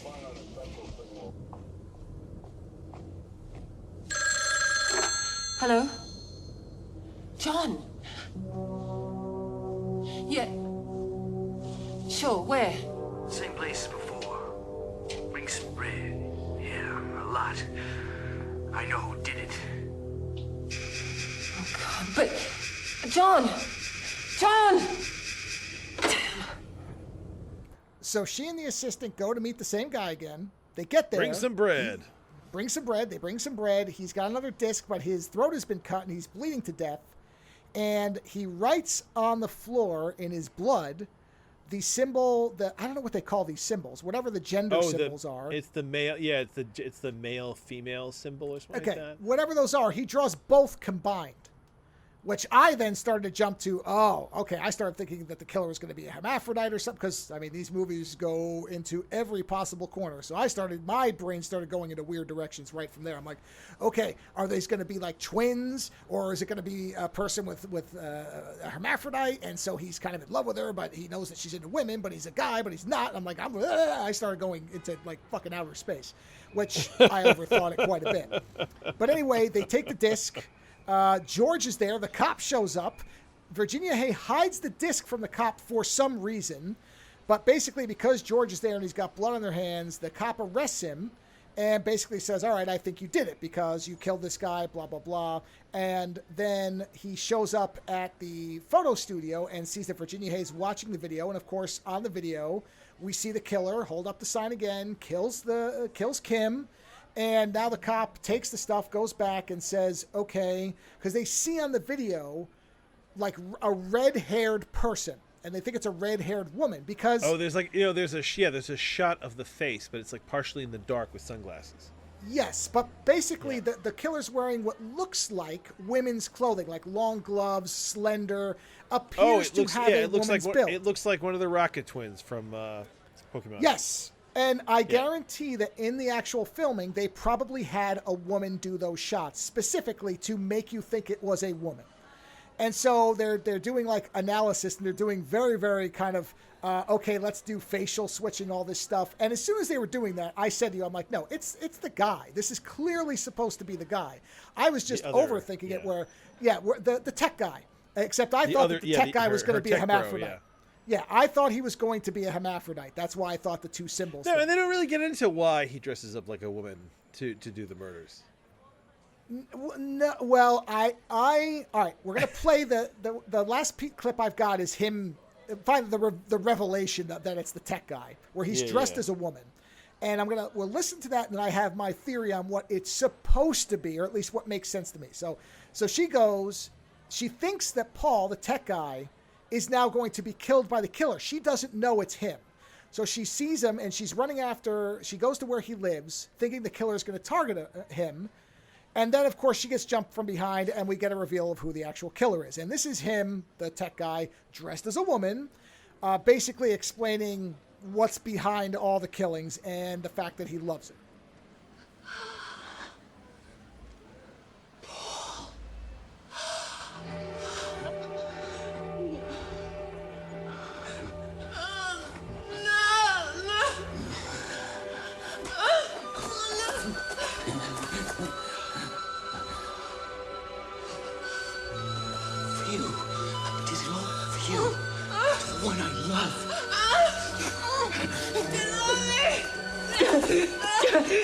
Diane, you don't understand.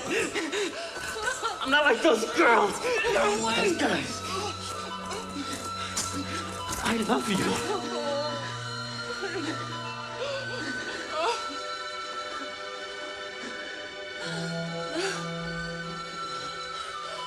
Your body will be mine alone. No one will ever take advantage of you again. I love you. Really and truly. No man, no woman will come together and we'll die together.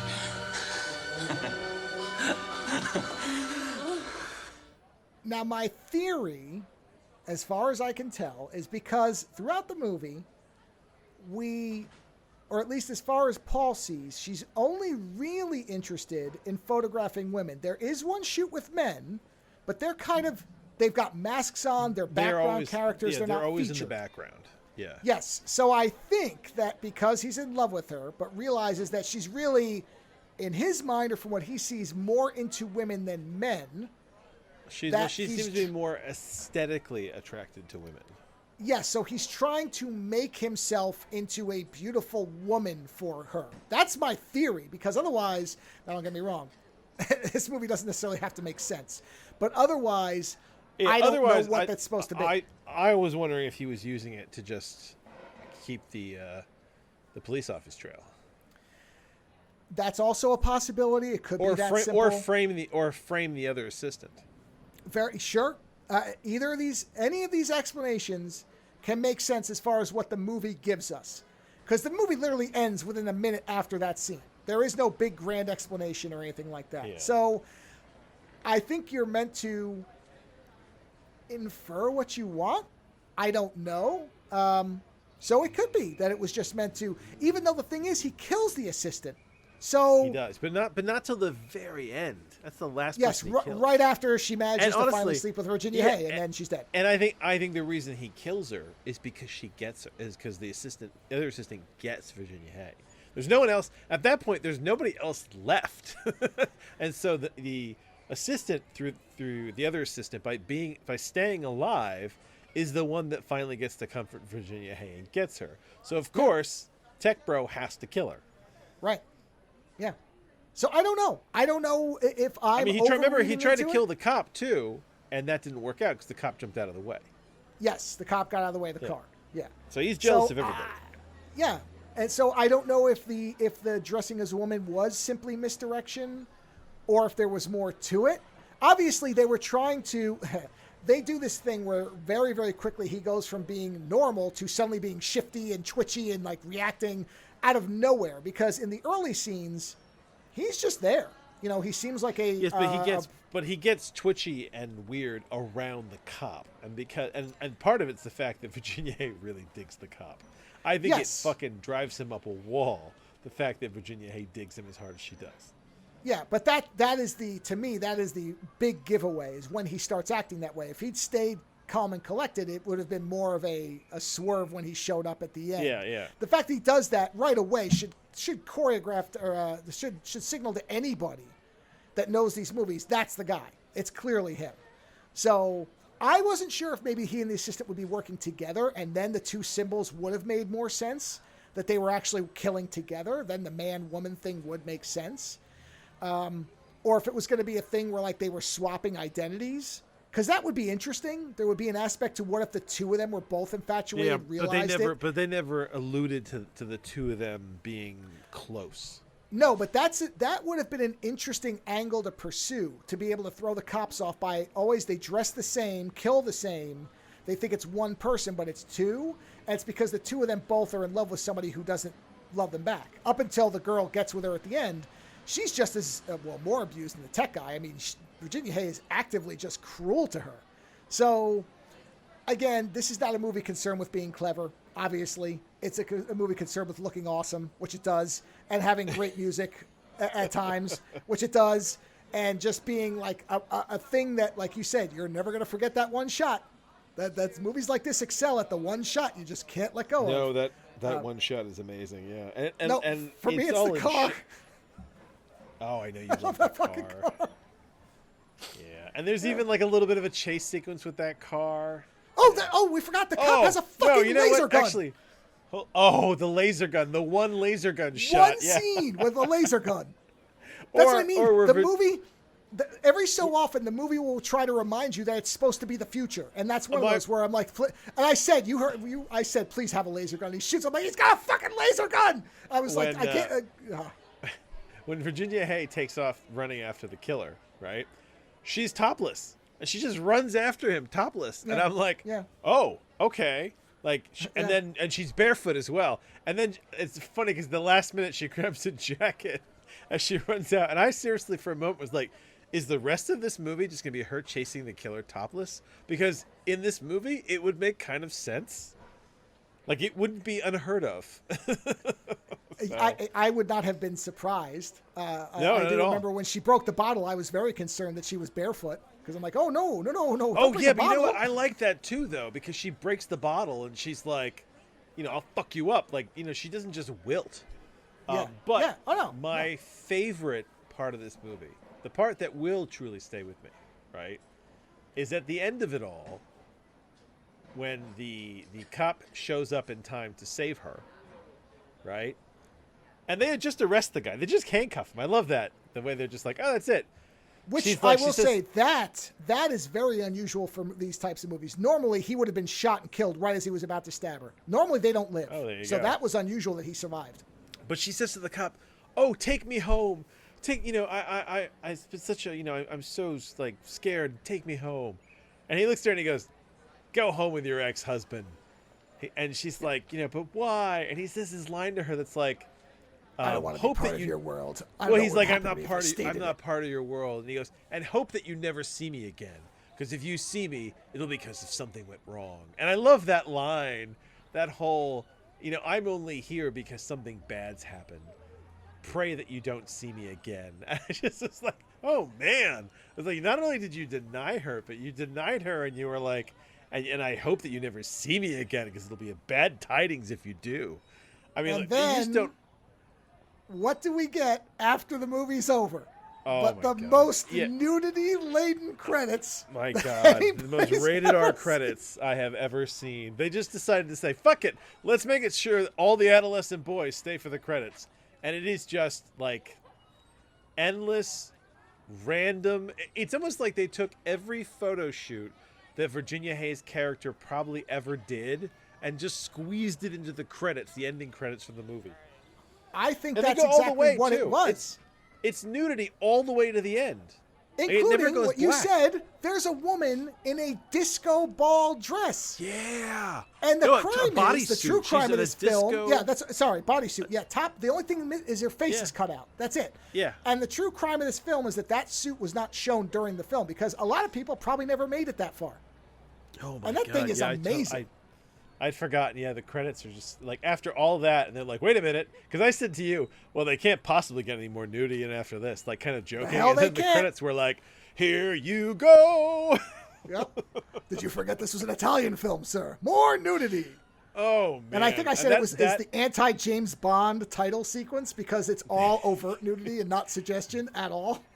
That movie had more nudity than I have seen in a movie in a long. In fact, I don't know of a movie that has more nudity than that. I mean, maybe Porky's or one of those movies, possibly. But like, oh, you know what? No, even still, I was gonna say Revenge of the Nerds. I don't think I know of a movie. Even Basic Instinct pales in comparison to this. Like, oh, you know what movie might actually have approaching? Maybe Showgirls. What? I think maybe Showgirls. Ooh, interesting. Yeah, you know what? Oh, that would be an interesting comparison, to be honest. What is the time of actual nudity per film? Yeah, but I mean, there's just so much. I mean, and like and Joe's statement was the idea that after a while, you kind of become numb to it because there's just so much of it. Like, the first time you see Virginia Hay naked, you're like, oh, she's beautiful. And then the rest of the movie, you're like, well, she's still beautiful. There's just so much of her. Like, yeah. I enjoyed this movie far more than I thought. I was really worried we were going to get a mindfuck movie. And the fact that this was like I dare call it lighthearted murder mystery. Like, I know that it's supposed to be all fucking intense and shit like that, but even like the murders themselves are not that graphic. So it is a Duran Duran murder mystery. And music that video is the one thing I will warn people about is this is not a movie with a lot of good kills in it. It really is not. This is barely a Giallo film, even though it's in that box set. I don't think, I mean, he came at her with the knife and you knew she was dead, but you never really saw any kind of, It's very, very mild let's put it this way. The only other movie I could think that might be sleazier than this in terms of nudity might be the New York Ripper. But that's a much darker, dirtier, sleazier film, and those kills are graphic. This is very lightweight. So that's what I'm saying is, I think Sweets from a Stranger looks like more of a... because it's got like a guy with a straight knife on the front. So I'm assuming that one's more straightforward.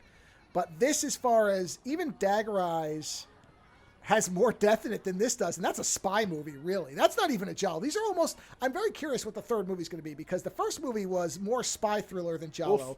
This was more Duran Duran video than Giallo, so... Yeah, from what you've said, these are kind of periphery. But you said this is like volume 7 or something like that? Yes. Yeah, so these are like the periphery Giallo movies. And yet, I will say, these have been two of the more Dagger Eyes you didn't see. But Dagger Eyes was... I mean, you saw just the images and you were like, wow. It's striking, yeah. The visuals in these last two have been above normal in terms of quality. So I'm really interested to see what the third movie's like. No, there are. Listen, even nudity, combined, there are stunning shots in this. Like, there really are just beautiful shots. And that's the thing is that Like, that style, that music video style. There's a lot of really great directors that started out as music video directors, and that's where they kind of honed their weird personality. I mean, notably off the top of my head, the guy who did Sunshine of the Spotless Mind. What's his name? Spike Jonze? Spike Jonze? No. Not Spike Jonze. That's not Spike. No. But he's another one. What is that Yeah, guy's it's with name? a G. I think it's with a G. Yeah, I don't remember, but I know he. The guy who did Sunshine of the Spotless Mind, I mean, he's got a whole history of doing music videos. And in fact, there was a collection of high-end director music videos. I remember I owned a few of them at some point. Like I think it was Mike Resnick was one of them. Were these people who have like Chris Cunningham? A whole catalog of music Michael videos. Gondry. That's the guy. Gondry, that's what it is. Yeah.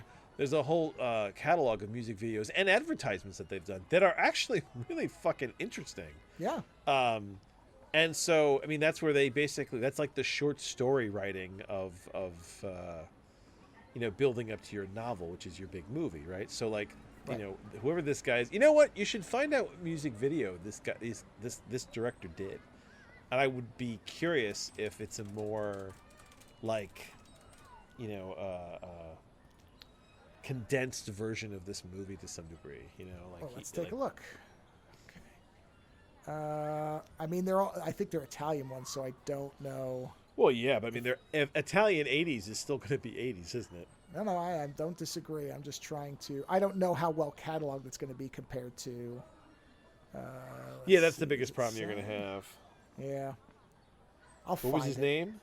His name is Piccio Raffanini. Yeah. Oh, jeez. Somebody's review is Hysteria Lives. Exciting photos, hot music, and 2 bestial murders. Yeah, there are only 2 murders. Yeah. Oh, the director wanted every shot to look like it'd be off a neon-soaked LP cover. Okay. Oh, well, he succeeded. Yeah. Yeah. Oh, yeah. Yeah. Yeah. You know what? Like I said, no wrong choices were here we made. go. Talking Heads. He directed the Talking Heads. Nina Hagen. He was inspired by Brian De Palma. Let's see. I'll have to look. Well, now that I know that I can look up his name and Talking Heads, so let's do that. So let's say this and Talking Heads. Hold on. All right. Credits. Does it say what? Jesus, this IMDb has nothing. Once in a Lifetime? No. Did he do that one? I'm looking. That's what came up with it. Who directed? Hold on, I'm sure because when I searched for it, this came up. Why did this come up? Yeah, it's hard to find the directors for music videos. They didn't used to really post a lot of that stuff. That's what I'm thinking is that they don't have much. Hold on 1 second. I'm looking to see if they have information on their actual site. Yeah, I'm trying to figure that out. No, so the director of Once in a Lifetime was Tony Basil. Okay, hold on. Music video directors. Well, at least they have that on the YouTube site. It actually says who the video directors were, so that's good. I wonder if it was Burning Down the House. Let's see. That'd be awesome if it was. Psycho Killer. No, you know what? Burning Down the House is directed by David Byrne. Look at that. Yeah. Okay. Let's see. Road to Nowhere. I have to do these one by one, or else I won't find it. That's the problem. No, directed by David Byrne and Steven Johnson. So no, Yeah, I mean, if he did something, it must be an early one of theirs. It could also have been that he was part of a production. Maybe I don't know. It's hard to say. Yeah, I'd love to know the videos that he did. Yeah, I can't find a lot of information on him. That's the problem. Well, I would look for them because it might be an interesting project. Yeah. Like his. Well, I probably have to look on some Italian sites. There might be more on. Oh my god. Okay. Yeah, but in that respect, this is a music video. I mean, Yeah. When I say there's no wrong choices made, no, this is what he wanted to make, and that is what he made. Good or bad, outside of that, no wrong choices were made. It looks like a music video. Yeah. And as long as you know that, I mean, if you're looking for an 80s music video experience, in that respect, I mean, I think this movie is probably more unique because of that, because it kind of transcends being a Giallo movie and turning into just a, like, weird, you know, over-the-top 80s experience. Well, that's what I mean about Dagger Eyes was remarkable because of the spy mix thing. And now this one, because of its visuals to add to it, where it's more of a over-stylized cyberpunk music video than it is a murder mystery. And so I'm curious what the third one's going to be like. So that's where kind of being at volume 7 actually is good, because now we're getting away from the, for me anyway, the core is there a volume 8? I think it's like volume 12. Oh, you should look. You should look at some of those later titles, because now that they're getting away from the traditional model, you're going to start finding some weird shit. Yeah, that's what I'm thinking. Yeah. Let's see, how many were there? There were. I love some of this cover art. It's all just women. There are 1, 2, 3, 4, 5. No, this is the most current one. 7 is the latest one. Oh, so there you go. You were at the edge. Fascinating. For now. Well, you have to see with the Strangers with Candy or For Candy, whatever that one is. See how Sweets from a Stranger. Yeah. Sweets from a Stranger. That's what it was. Yeah. Strangers with Candy is the TV show. That's right. A bicycle riding, razor wielding killer is stalking and slashing ladies of the night. This is the one where the prostitute organizes a gang of escorts to go after him. Oh, yeah, yes. the mobilized prostitutes, yeah. This'll be fucking great. Beautiful. Yep. Okay. Well, I am very glad we got to have that experience. That was it was hilarious. Wonderful. That's you know, what I will say this, that Joe hasn't watched the movie with me in a while. I mean, nor are you, but it's very funny how the different things that we immediately pick up, because there were a few things that hit me that you were like, how the fuck did you see that? He's like, that was so because quick. you saw the guy in the spandex from Ice Pirates, and I didn't pick that up at all. Oh, he looked exactly like one of the eunuchs. No, I looked it up, and you were absolutely. The only thing missing was the word. There were no words on his thing, but otherwise he was absolutely one of the eunuchs. And I swear to you, I saw. Is it Dirk Benedict? Is that the guy who played Starbuck? Yeah, you said you saw Starbuck, and then you recognized the heavy metal character on the apron. Oh, the art. Yeah. I saw it with the weird eyes that look like Beto. Yeah. Yeah. A lot of weird shit like that. Yeah. Well, I haven't had to watch a weird shit movie in a while. No, now I'm going to keep my eye out, because I'm sure there's more. So. But it's like, and honestly, it is entertaining to be able to watch a movie together like that. I mean, there's something very sort of, was it 80s future about it? Yes. The fucking laser gun. That killed me when he pulled that fucking laser gun out. Because at so first I thought funny. it just looked like a gun with a couple of things painted onto it. And then when he shot the laser, I was like, fuck you, oh, it was laser huge. gun. Yeah, it was like... Yeah, it was. Yeah. And that's the only time you see it. One shot. And that's it. It is a shame that it's never shot again. Yeah, it would have been great if they killed the killer with it. And there'd been like a weird sort of X-ray thing or something, and he just vaporized. No, I'm telling you, this was a thing to just, every so often they wanted to remind you this is supposed to be the future. And that was one of those things, that this is the future. So yeah, but even, you know what, that thing that guy said he wanted everything to look like it was an LP cover. I wonder, there should be a funny experiment. It should be able to freeze any moment in that movie. I could probably make a dozen album covers out of that movie without even thinking about it. A dozen? You know what? You know what? Maybe I will do it. That's a fun. That would be a fun thing to do. I bet you I could do that easy. Just make up 80s bands to like fucking put to some of these. Yeah.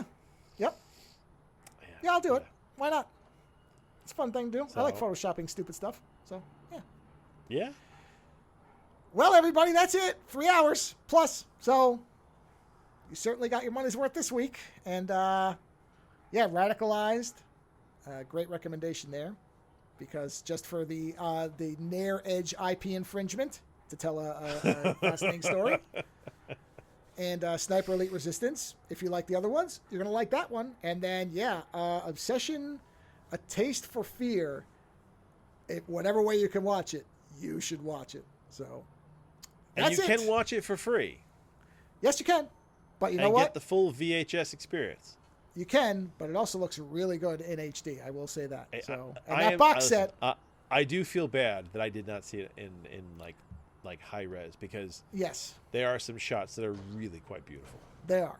They are. And I will say that box set, even if the third movie sucks, 2 out of those 3 movies have been fucking winners. So if you're at all interested, that box set is available, and there are extras. I haven't watched any of them, but so far, Dagger Eyes and Obsession have been worth buying it for alone. And I have a hunch, just from the description, Sweets from a Stranger might be a payoff too. So this might be one of those other box sets that I'm like, holy shit, what a great set of movies. Because, like I said, 2 out of 3 so far, fucking winners. So on that note, have a wonderful weekend, whatever you choose to watch, and we'll talk to you again next week.